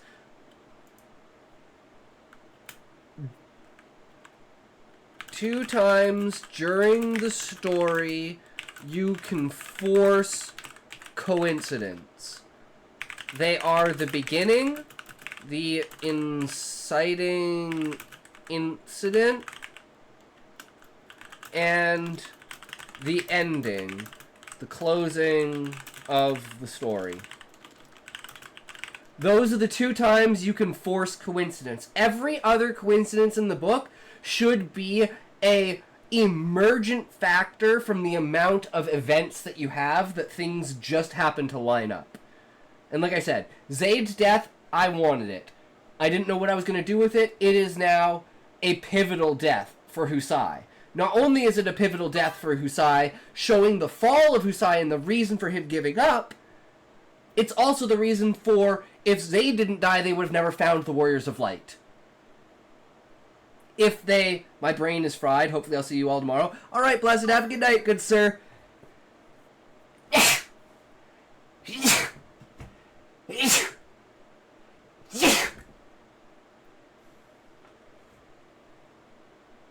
Jesus. How long is that character in the story before you killed them? You meet the character at the very beginning. The character tries to come with Husai. Husai says no. He tries to sneak out. He doesn't get allowed out. He gets sent back. But the Viceroy character that's along with them acts like a kind of like a child. And Husai the entire time is referencing Zaid, talking about Zaid, and there's going to be a formula to how people join the party. It's like you learn their name. You learn an event that made them important. You hear that they're in a certain place in the world. Then you wind up going to that place. And then you meet that character. And then you leave. And then another event will happen to have that character in it. And they'll be like, hey, how's it going? We meet up again. What's going on? Rather there'll be like 2 or 3 or 4 times this happens until they get invited into the party. And the same thing's going to happen vicariously through the Viceroy for Zaid. So by the time you get, like, you're at the end of Garuda, you're thinking, oh my god, now they're going to reveal the main character. The main character is going to be Zaid. They're going back to Zaid. He's going to join the party. And then you get back and Zaid's dead. And you're like... Because I've created this expectation from the reader that this is how someone joins the party. It's happened so many times before. Oh my god, this is going to be the one it's been building up for. Does that make sense? What is the first in the Twitch guy? This streamer is garbage. I don't want these L channel points. True. Not sure what you mean. Chow chow.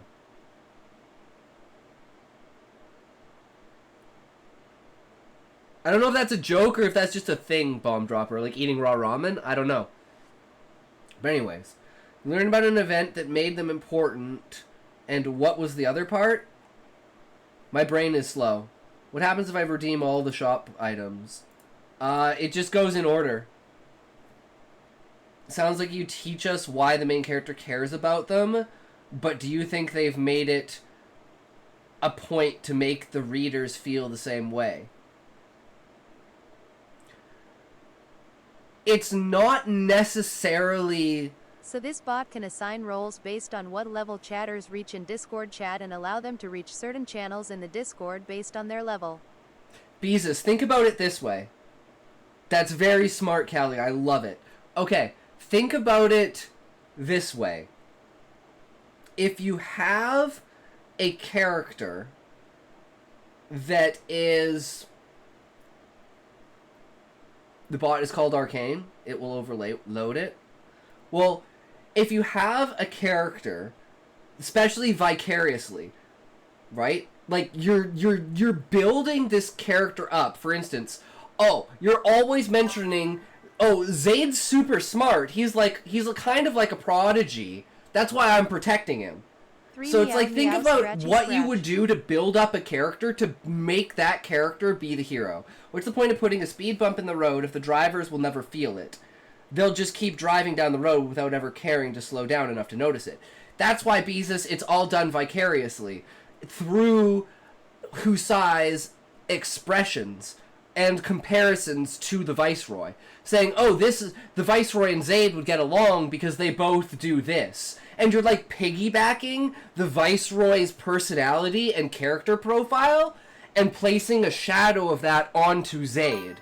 And saying to the readers, hey, there's this character out there that people haven't really noticed that says to have very important information, and no one's paying attention to this character, and the reader is building up to this point where they're like, an event has to happen where people are going to start paying attention to this character. Does that make sense, Beezus? Like, that's the build-up to it, where they're like, everyone's gonna die kind of thing. The Zayd's gonna become the new character. Husai's gonna be like the mentor who died or whatever, right? It's like, that's kind of the idea of what I'm building up to, right? Especially with the fall of Garuda and the complete change of atmosphere.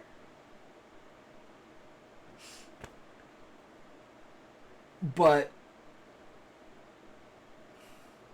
does it actually fit and work, Rick? That's the question. Can people hit that? I understand what you're saying, but it seems more like a plot shift than a heartbreaking scene from what I'm understanding. Twist. Oops. Plot twist. Okay. What would you suggest, Beezus? Like, how would I add more to make people feel... But then again, it's like, the way that Husai acts. That's another... Because remember, you're inside of Husai's head this entire time. Ads. We'll pause for ads. We'll pause... Give me a word, I'ma write a poem.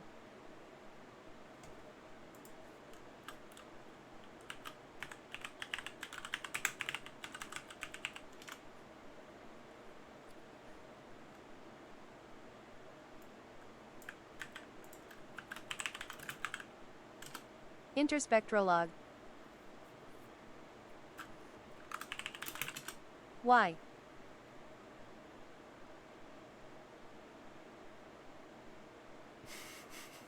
Interspectrolog. I don't even know what that is, but hey, use it in the poem somewhere, no. Bomb Dropper. Hell no. Why not? You have to rhyme that word with 6 other words. All from different parts. The in, the ter, the spec, the tro, the ology, interspec, and trology. There you go. You got 6 words you gotta rhyme with each of those. Fuck, I have to grind more. I wasted this ad, you guys.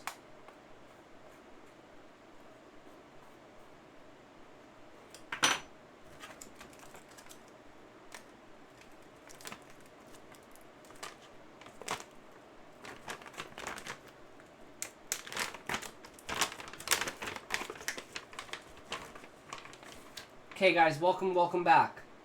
Beezus, I think I have a solution.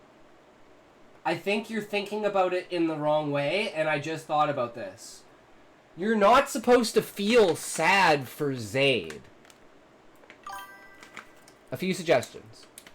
Give a few flashbacks to interactions to give the reader a connection to them.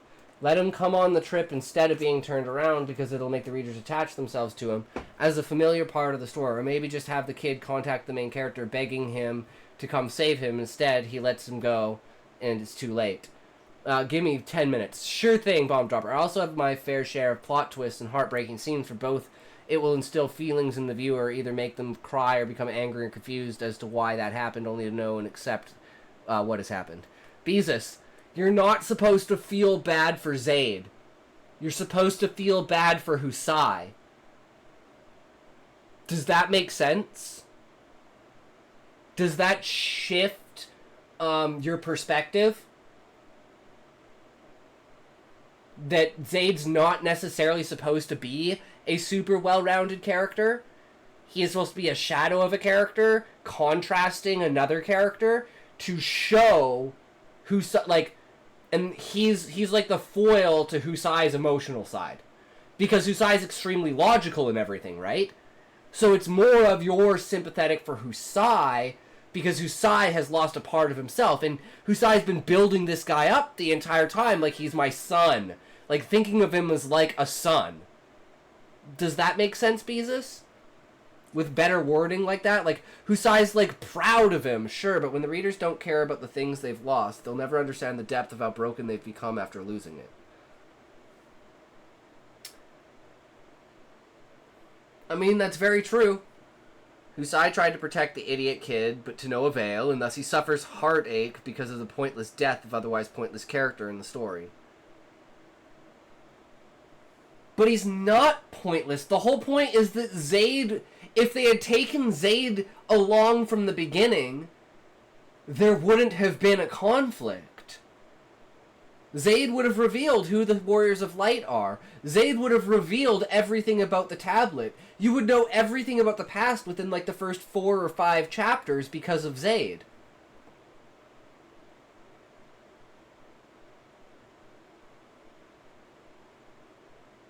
So that's where the difficulty comes in. Because that's what we're building this character up as. This character is the diamond in the rough. The guy no one listened to. Is there a way to keep Zaid from having that information? Or is it too integrated into his character?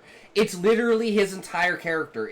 He's a young, aspiring, like, statistologist? I don't know what you want to call it.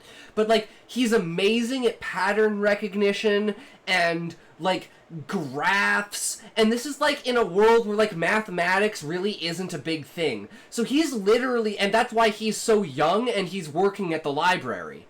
He's a 16-year-old working as, like, the master of the fucking guild library. Because he's, like, it's like the idea of, like, he invented the Dewey Decimal System. Like, and this will all be brought out through Husai throughout the story, of, like, saying, like, these amazing things that Zaid's done that's revolutionized how the guild operates on, like, a bureaucratic level.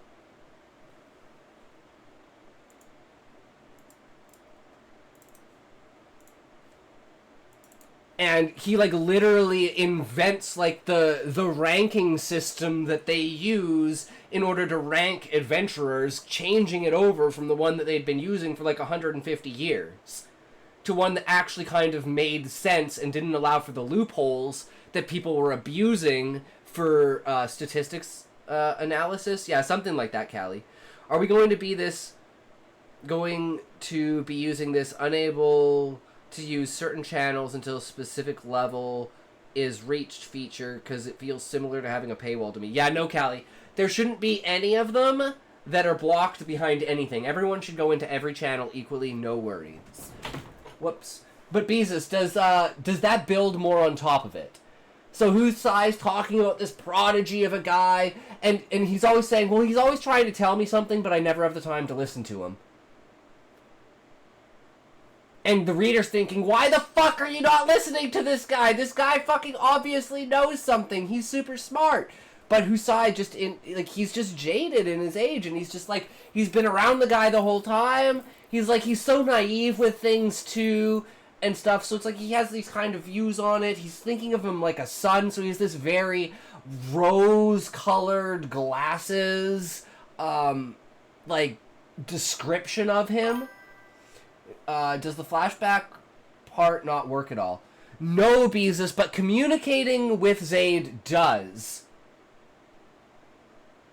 That's that's something we can put in. Is like Zaid nagging at Husai, calling him up on the comm sphere.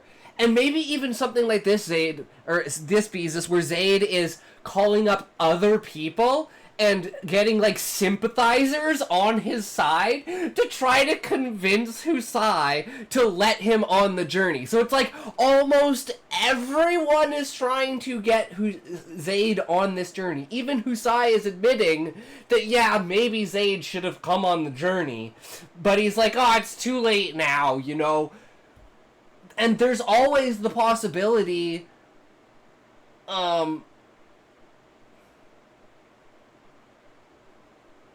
of adding Sid in there too, and having Sid want to protect Zaid, and maybe there's this pact that like Sid and Husai have, that they said that, you know, they'll decide together, like it should be a mutual decision that they should decide together when Zaid is ready and when Sid is like crafted his gear. Maybe there's some sort of connection between Sid and Zaid. I don't know, but Zaid has like a lot of open plot holes for his character and stuff, so it's understandable. But as we flesh this out, does it give Any more plans to on watching it? this video?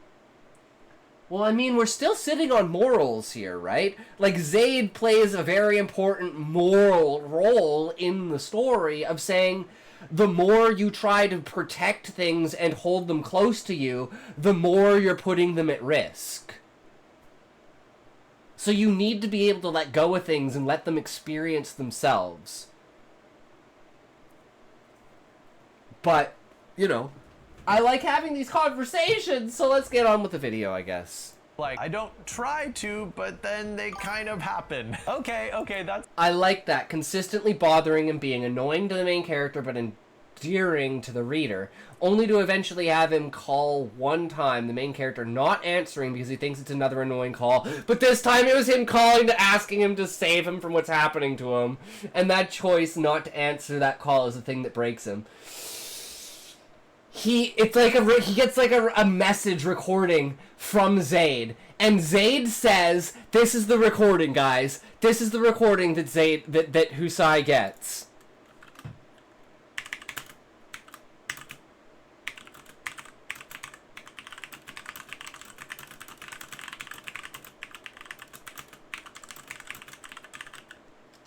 If you don't answer and tell me I can leave the tree, I will not leave.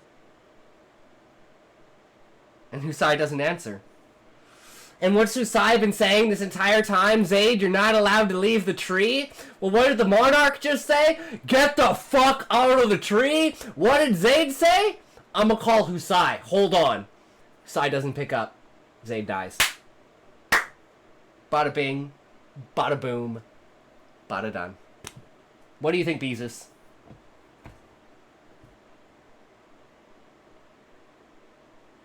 It's like pure fucking irony. It hits even fucking harder. And then Husai gets the message. And it's like not even Husai. Husai, you know, doesn't even really like see the message. It's like everyone was like, maybe Zaid called other people to try to get Husai's attention, and then Husai looks at the message while they're on the airship just before getting there. But he's like, there's no way Zaid would die, because people are saying, because there's like, it's like the idea of like social media with the link shells, where everyone else has been getting these messages from people saying that there was a casualty and Zaid's dead. But Husai doesn't want to believe it, no matter how much people are telling him. And then he looks at the message, and then the blood stain, and everything. It's just like, oh my god. Add as many layers as you can, man. I absolutely fucking love that, Beezus. I'm stealing that, okay? I think it's perfect. It's all down to execution now. Exactly, Beezus. Exactly. I fucking love it. That's why I love talking to you guys about this. I can't find people in real life that have minds other than like my dad and like my brother and my sister and my brother-in-law that have minds that like were my friends back in BC, like my two best friends. I don't really talk to that much anymore because we just have fucked up schedules. But anyways, talking to you guys and having these ideas and fleshing this shit out with you guys, amazing. I love it. It's so fucking beautiful. That's all I've ever wanted. It's all I could ever ask for, guys. Thank you so much for sharing in my ideas and helping me be a better creative person and, you know, sharing your ideas with me so we can cultivate great ideas together, because what I said, creativity at the end of the day is a building process, and the more perspectives that you have and the more eyes you have on it, the greater a development you can create, right? It's like 3D printing. You need all of the axes. It also has this cool thing. You can give roll boosters that increase how much XP you earn. So maybe you can have like rolls per level and then extra rolls as boosters for anyone who shares or anyone who reads or anyone who, I don't know, but roll boosters sounds fun to me. Like encouraging people to share, read, react. True, Callie. I like that. Having them as an incentive, but not a necessity. So like 50% scaling XP boosts with like 5 or 6, 7 or 8, 9, 10 offshoot side things that you can do, including posting. Like posting your own work and stuff like that, right? To help people and facilitate people, to give people motivation for their own work. It's fine. What I'm asking then is, should you revise those out or should you keep them in? Now, the reasons why you should use coincidences. Well, they do happen in real life, right? And if novels are supposed to be a reflection of real life, then it would kind of make sense to keep them in. But the question is, are they... I used to do that, but... I used to do that when I was first starting out, too. It took me a while to realize that subjecting my friends to a 3-hour rant about the plot holes I needed to fix was a bad idea. Yeah, Beezus, that's why it's like I really didn't... Like, people wanted to hear about my book, but it's like I wouldn't talk about my book unless people would, like, bring it up. Right? I wasn't the guy who was, like, always sitting there talking about my book. It's only if people really brought it up, and they're like, well, you got any new ideas? And I'm like... Well, I had this, and this. What do you think about that? And they're like... Sorry, what? Yeah, okay. Thanks. I was just being polite. That's how I always feel it is. They're just being polite, asking, oh, you're a writer? What's your book about?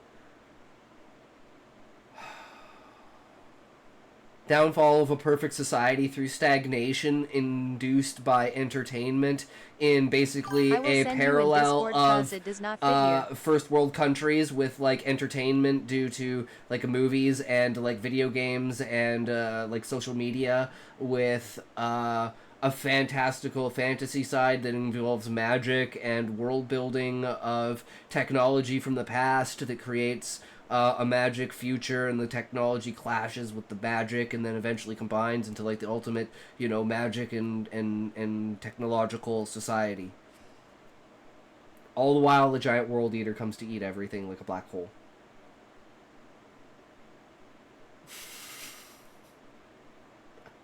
It's like... Okay. Oh, a black hole. So is it sci-fi?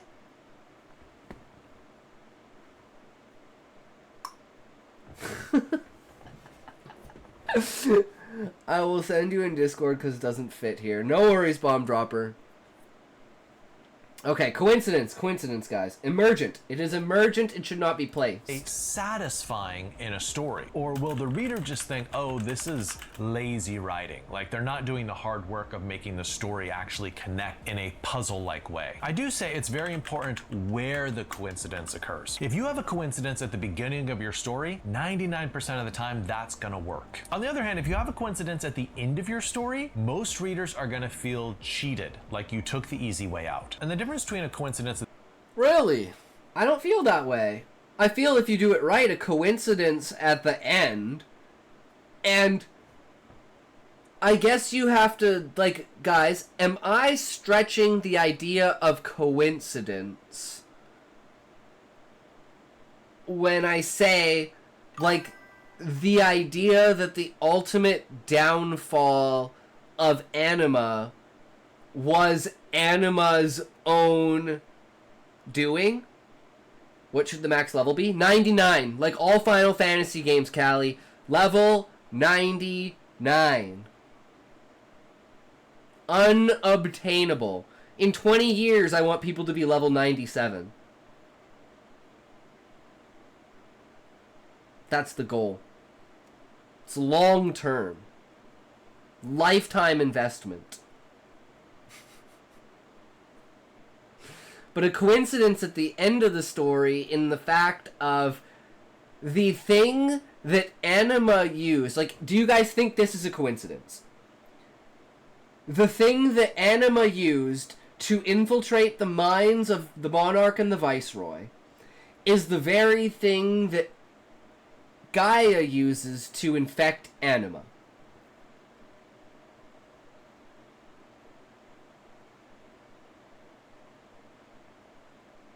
Or is that not coincidence?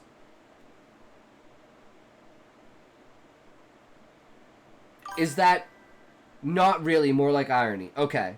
Okay.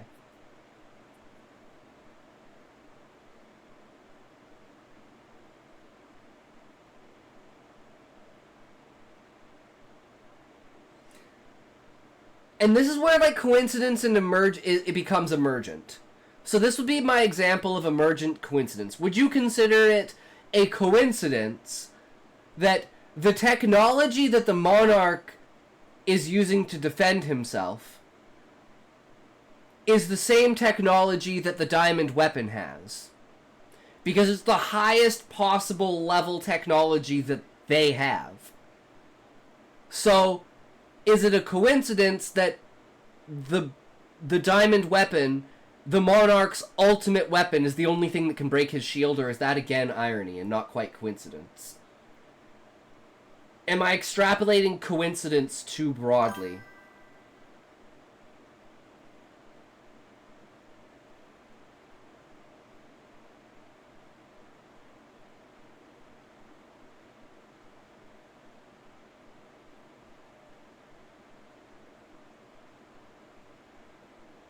Check DM, read it slowly. Slowly but surely, Bomb Dropper. I think that's more of a display of the mechanics of power than anything. Okay. Coincidence. So long as it's explained before the point it happens, and not after.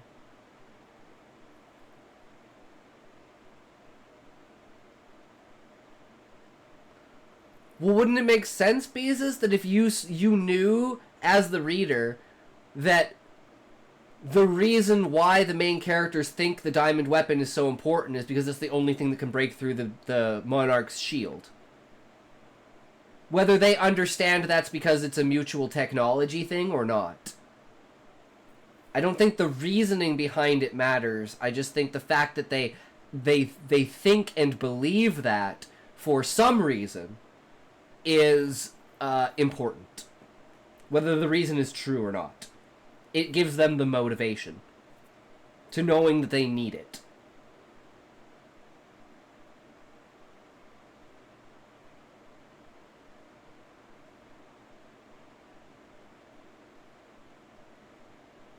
I really can't think of anything else that's like super coincidental. Thinking about it like two completely separate things Read it.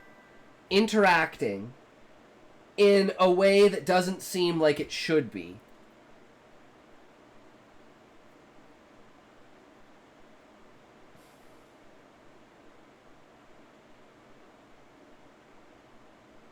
Like, I'd say maybe, like,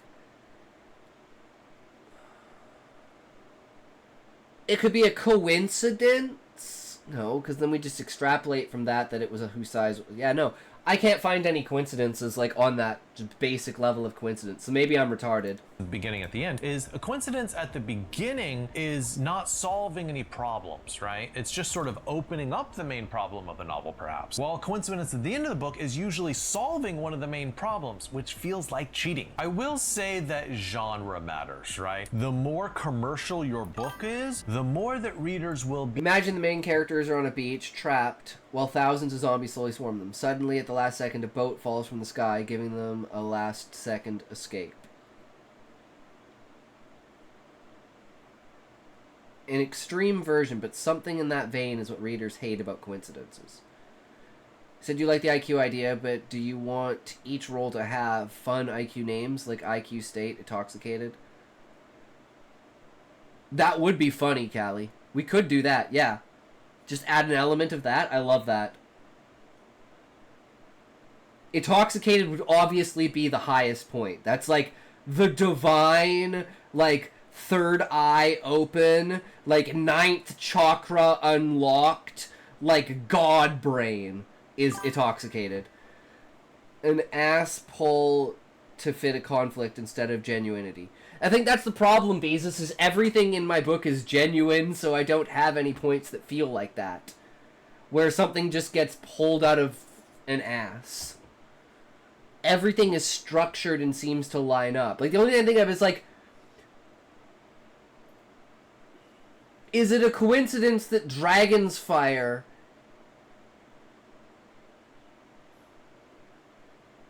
Okay, Beezus, I think this might be a coincidence.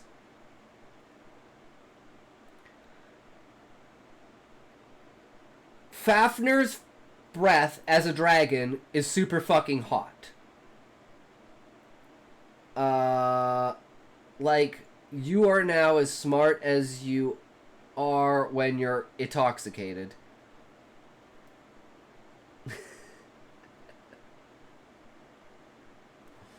I like it, Callie. That's interesting. I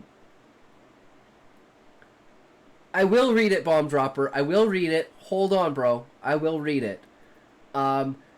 So, Fafnir's flames are super hot.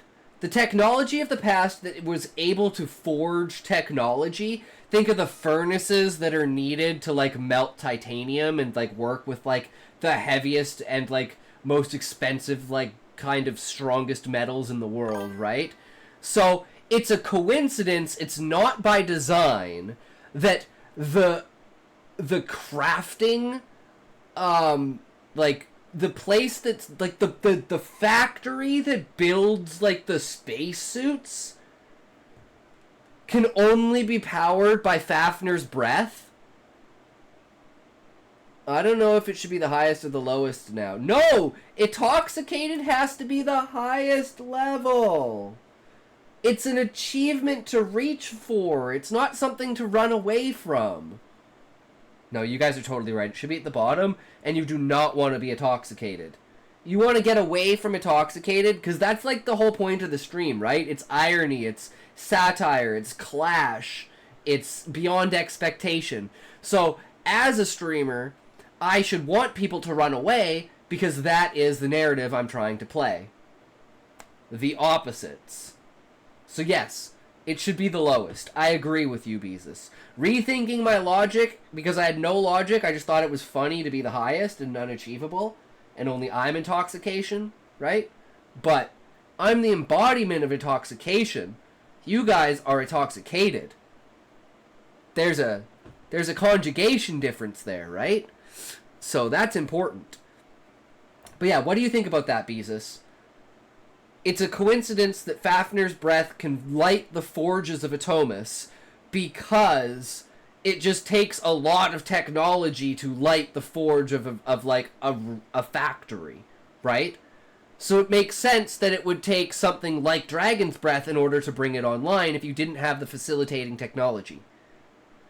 So I think that's like the one main coincidence in my book, and it completely fits, completely understandable. It follows logic under the premise of heat.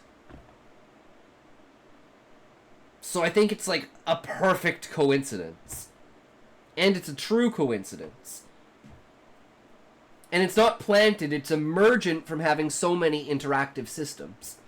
Be accepting of coincidences. The coincidence isn't that it can be lit, but how they get the dragon to light it. Is the dragon their friend, or did they somehow trick it into spewing fire in there? I haven't decided, Beezus. I mean, that's a cool idea that they're like, they could trick Fafnir into lighting the forge.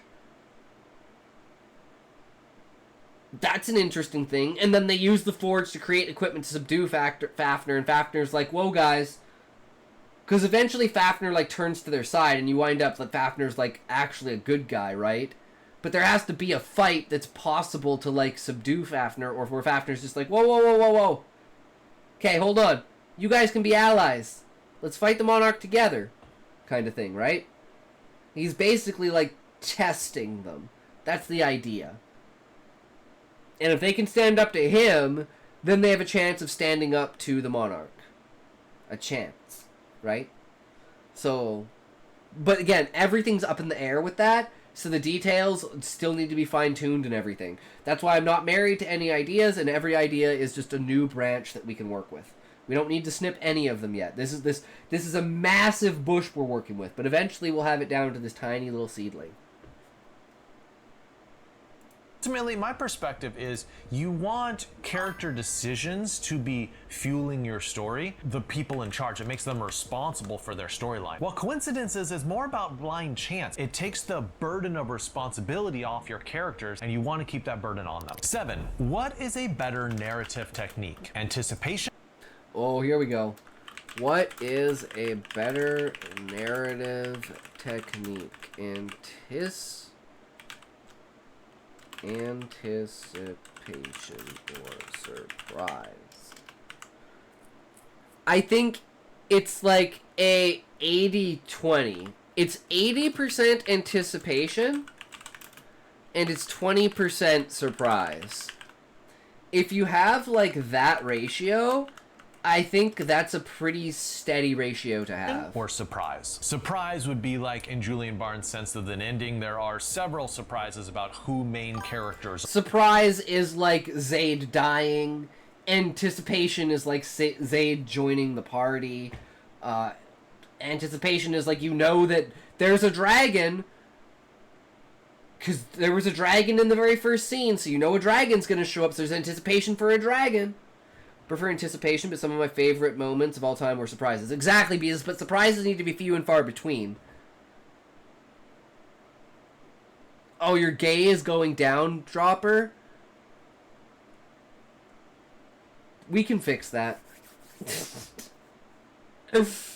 Are, and you're left shocked. While anticipation would be something like Gabriel Garcia Marquez, Chronicles of a Death Foretold. I mean, it's there in the title. He's literally telling you in the title, someone's gonna die. And in the very first chapter of the book, he says, like, look, this is who's going to die. And so you keep on reading because you want to see how this person's. That's just like the Hearthstone series. In the back of the book, the main character's best friend dies, and he's exiled because it's the king's son, blah, blah, blah, blah, blah.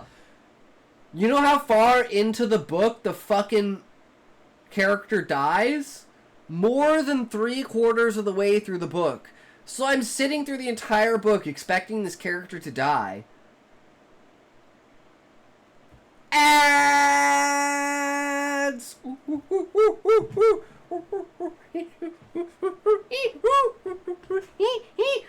Ads! Ads! Ads! Ads!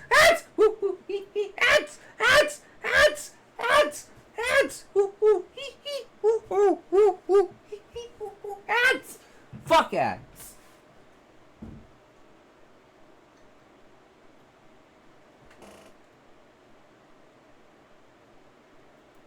I mean, what?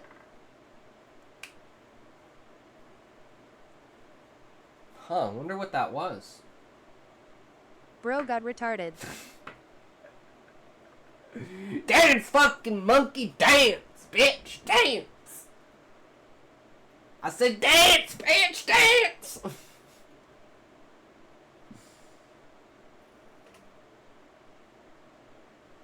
Smokey knows how to make me dance. Don't you, Smokey? I know you're out there somewhere. I know you're out there somewhere.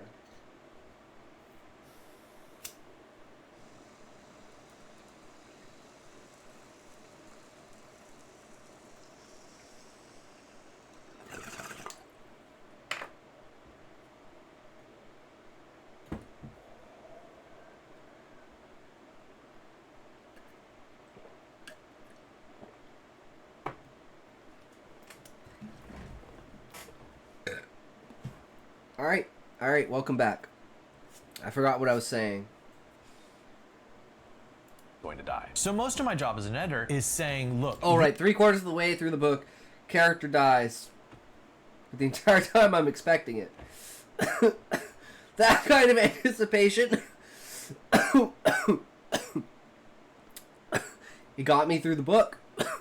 You used surprise in this chapter, and I actually think you should use anticipation instead. Like, tell them what you're going to surprise them with. Tell them in the very first sentence of the chapter, and then their appetite. That's what we did. That's why we changed the first scene is it actually happening. Torg being killed by the wannabe Nah, Husai. you were doing monkey dance. I was doing what, Bomb Dropper? Wait, what? I don't know what you're talking about, Bomb Dropper. It is wedded for it, and they keep on reading, anticipating that event. I mean, I don't think there's an easy answer whether anticipation or surprise is better, but I do think you need to evaluate in your own writing, what do you use more often? Like, instinctually, what do you write towards? And then figure out, okay, can I use more of the other one? How can I incorporate both of these techniques in my fiction? And you need to know when to use one and when to use the other based on the storyline. And by the way, if you want to learn more about this topic, check out Bookfox Academy. It's my 11 courses where I talk about stuff like this and get much deeper into how you can use things like surprise and anticipation in your novels. Check them out in the link below. You can get access to all of them for a monthly subscription or an annual subscription. The 8th question. I just noticed his shirt, guys. Nice, Sean, nice. Bookmarks are for quitters. Whoops, gamble. Oh. Off I fuck for the night. Alright, Sean, have a great night, good sir. I'm getting cucked on the gamble, guys. Fuck! Question every writer should be able to answer. Have a good night, Sean. Take care. Thanks for hanging out, man. This seems like. Wait, what was that? Question every writer should be able. Should you use brand names in your fiction? Ooh, 8. Should you use brand names in your fiction? I think this really depends. It really depends. I don't know how it depends, but it depends. I'm not giving out free advertising.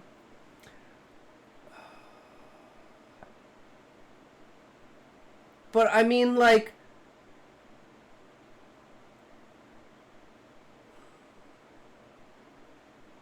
it's relatable. Like, if you're writing, like, a modern-day story... No. And you're not including, like, fast food restaurants. Like...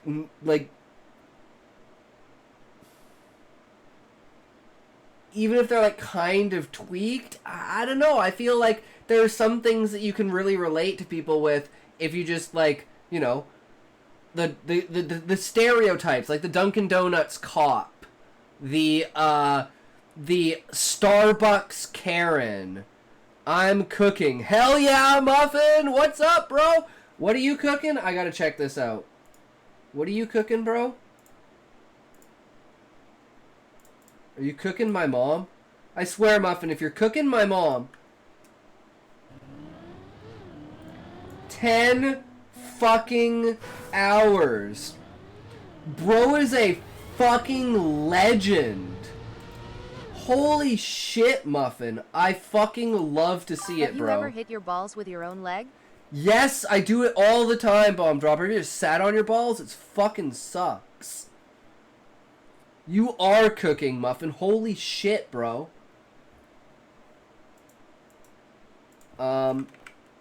Some stereotypes work really well with certain brands. Okay, anyone who reaches level 1 shall become intoxicated. Nice, Callie. Fuck yeah. The Starbucks Karen. The Dunkin' Donuts cop. What's another one? Uh,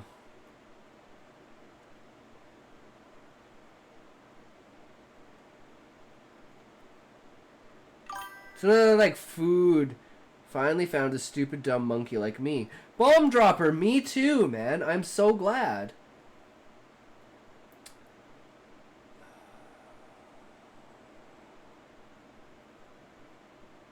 Oh, like, the tea drinking, I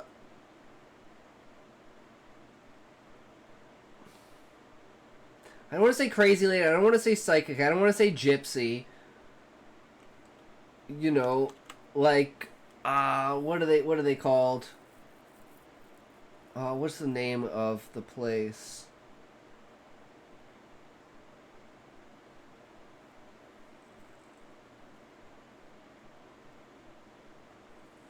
Fuck, I can't remember. I think it's a European thing, but it's like, you know, like tea houses, right? There's like 2 or 3 like really famous ones. Holy shit, Muffin! Oh my god, thank you for the raid, bro. How are you? Welcome everyone. We're talking about foods and stereotypes, like, you know, the Starbucks Karen and the Dunkin' Donuts cop. Trying to think of other ones. Do you want me to voice cover my own poem? Bomb dropper, we'll get to it, man. We'll get to it. Calm down, bro. This is a really long react, though, guys, because we're getting really deep into this. This is a really good video. You know, we're getting into the roots of it, getting down to the bottom, and the reason why you would use these certain things.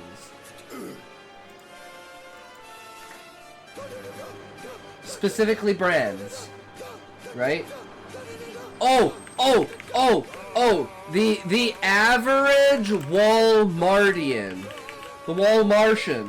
the average Walmartian, you know, like your average American Walmart enjoyer, your average Costco goer, right? But welcome everyone. I'm Intoxication. We do writing and reading, sometimes games. Costco guys. There you go, Levi. That's right. That's a name that'll get you famous, right? I give it boom. 3 big booms. That's what they do, right? Is boom? I was like, wait, is it bang or is it boom? I can't remember what the fucking catchphrase thing that they do is. At one point, It talks can't count. I went boom, and I said 3, right? We go boom, boom. That's 3. Just because I said it 4 times. I said boom 4 times, but that was because I said boom, then I said boom 3 times.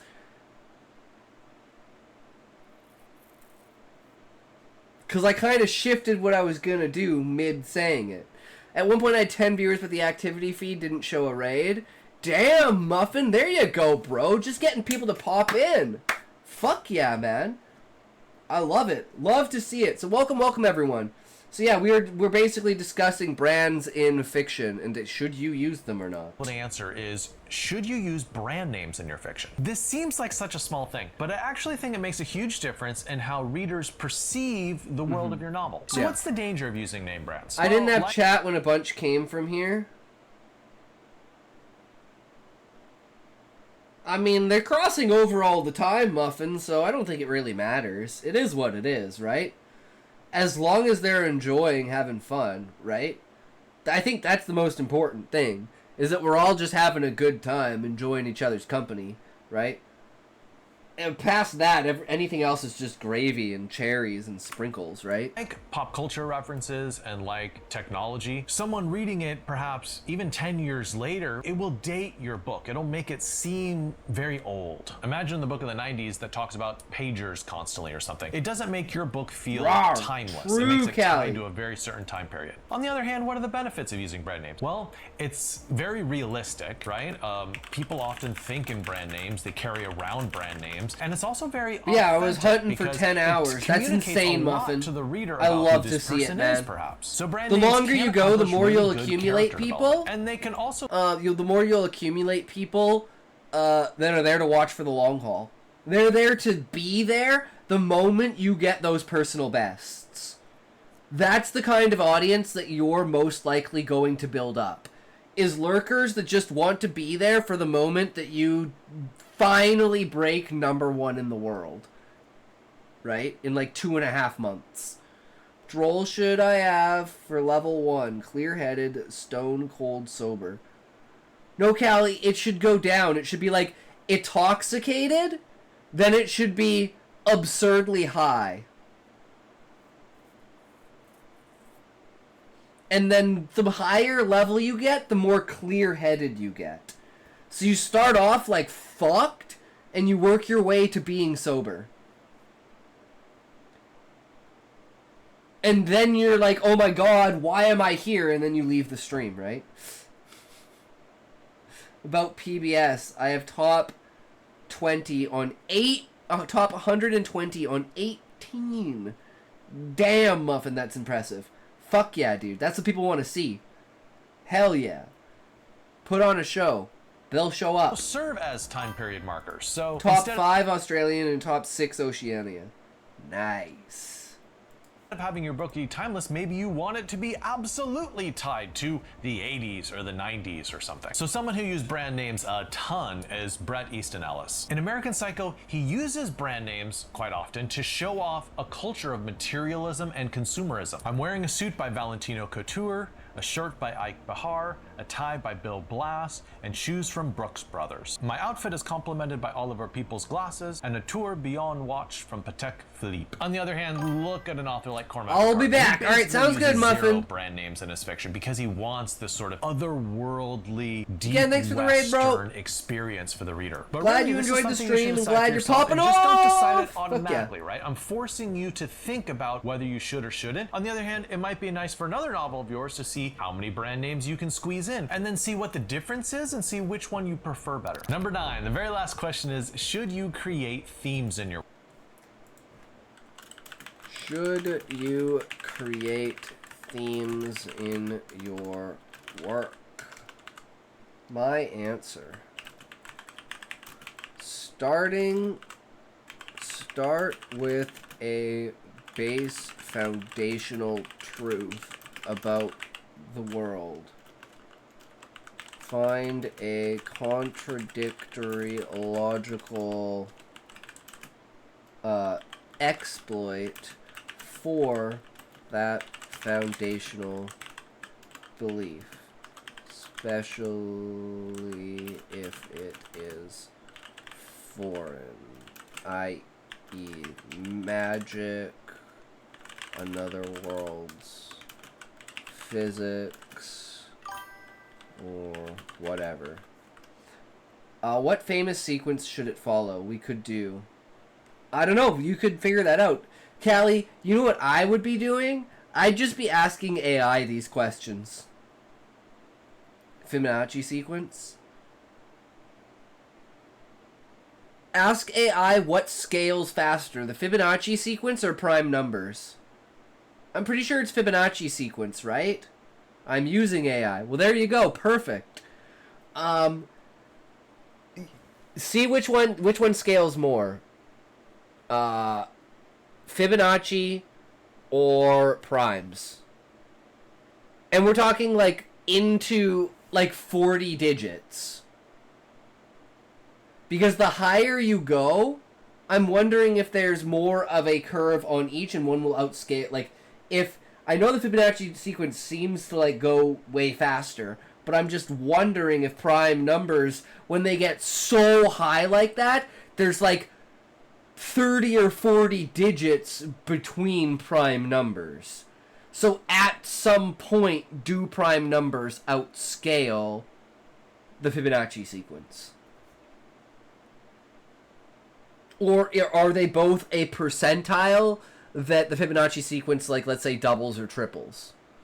That is also just, in and of itself, an interesting. Prime numbers grow steadily, but much slower. Fibonacci's grow exponentially.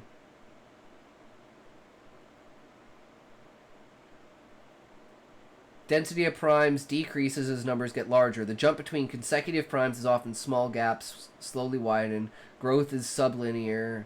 9th prime and... Yeah, so, like, to the nth prime, so, like, we're talking, like, 40 to 60 digits.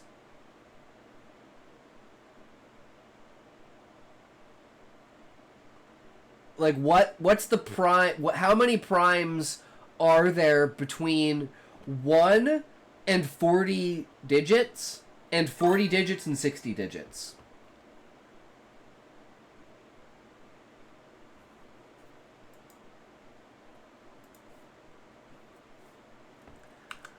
Themes should emerge outside of the foundational theme. Fibonacci numbers grow at a rate of 1 plus squared 5 over 2.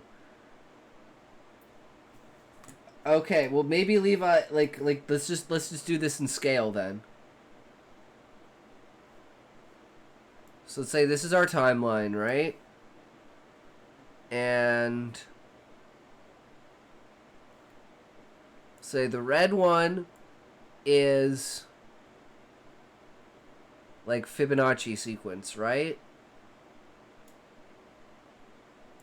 And the green one is primes.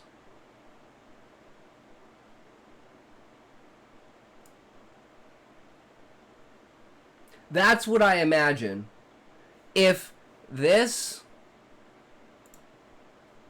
on this scale is 10 times power of 40.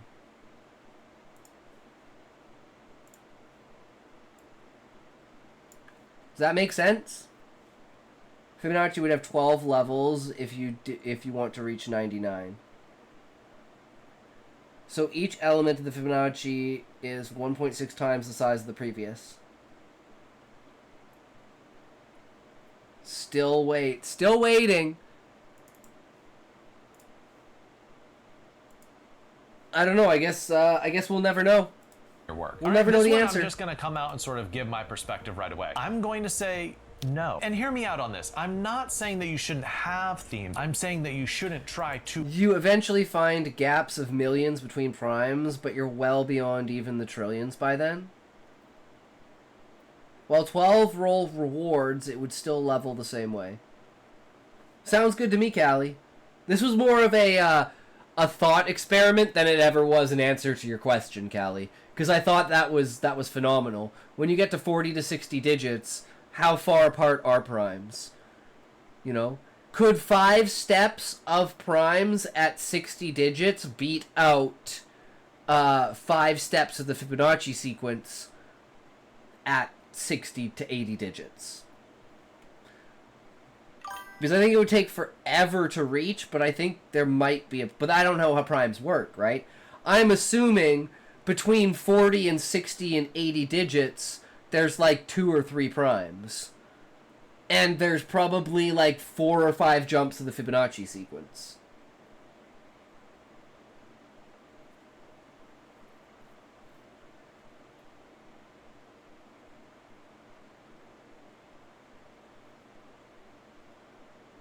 Because if it was like 1.6, it would go 40, like 65, 90. You'll never have a number so large that the next prime is more than 1.6 times as large as it. Alright, well there you go.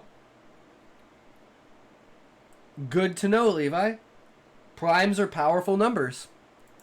Create themes. There's a difference. I think when authors try to create themes in their work from the get-go, it comes across as kind of forced, right? The ideal way to have themes in your book is for them to sort of rise or bubble up organically. And here's how that looks. Say you're 3/4 of the way through the book and you realize, I keep on noticing environmental themes in my book, or I keep on noticing acts of kindness in my book, right? You realize that there are certain things in your book that keep on cropping up, and you say, okay, I guess that's a theme. So Yep. when you have an organic theme, you tend to avoid the main mistakes with themes, which is one, over explaining it, like just to make sure the reader gets it, like here's what I'm saying in this theme. You tend to avoid that because it rose organically through the writing process. It just feels more natural in the book. And you also tend to avoid heavy-handed morality. If you know the answer before you start writing, you're going to try to sort of bludgeon the reader over the head with it. Readers don't like to be bludgeoned, so just treat it in a very natural way, and the reader's gonna get it. Don't worry, the reader will see it. Leave a comment below if you're writing a book that you feel like has themes and how you discovered what those themes were. True.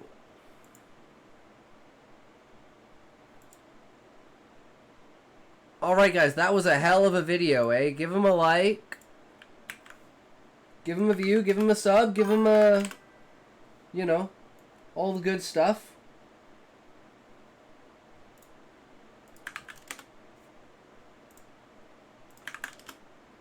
And now, Bomb Dropper, are you ready? Because I am ready now.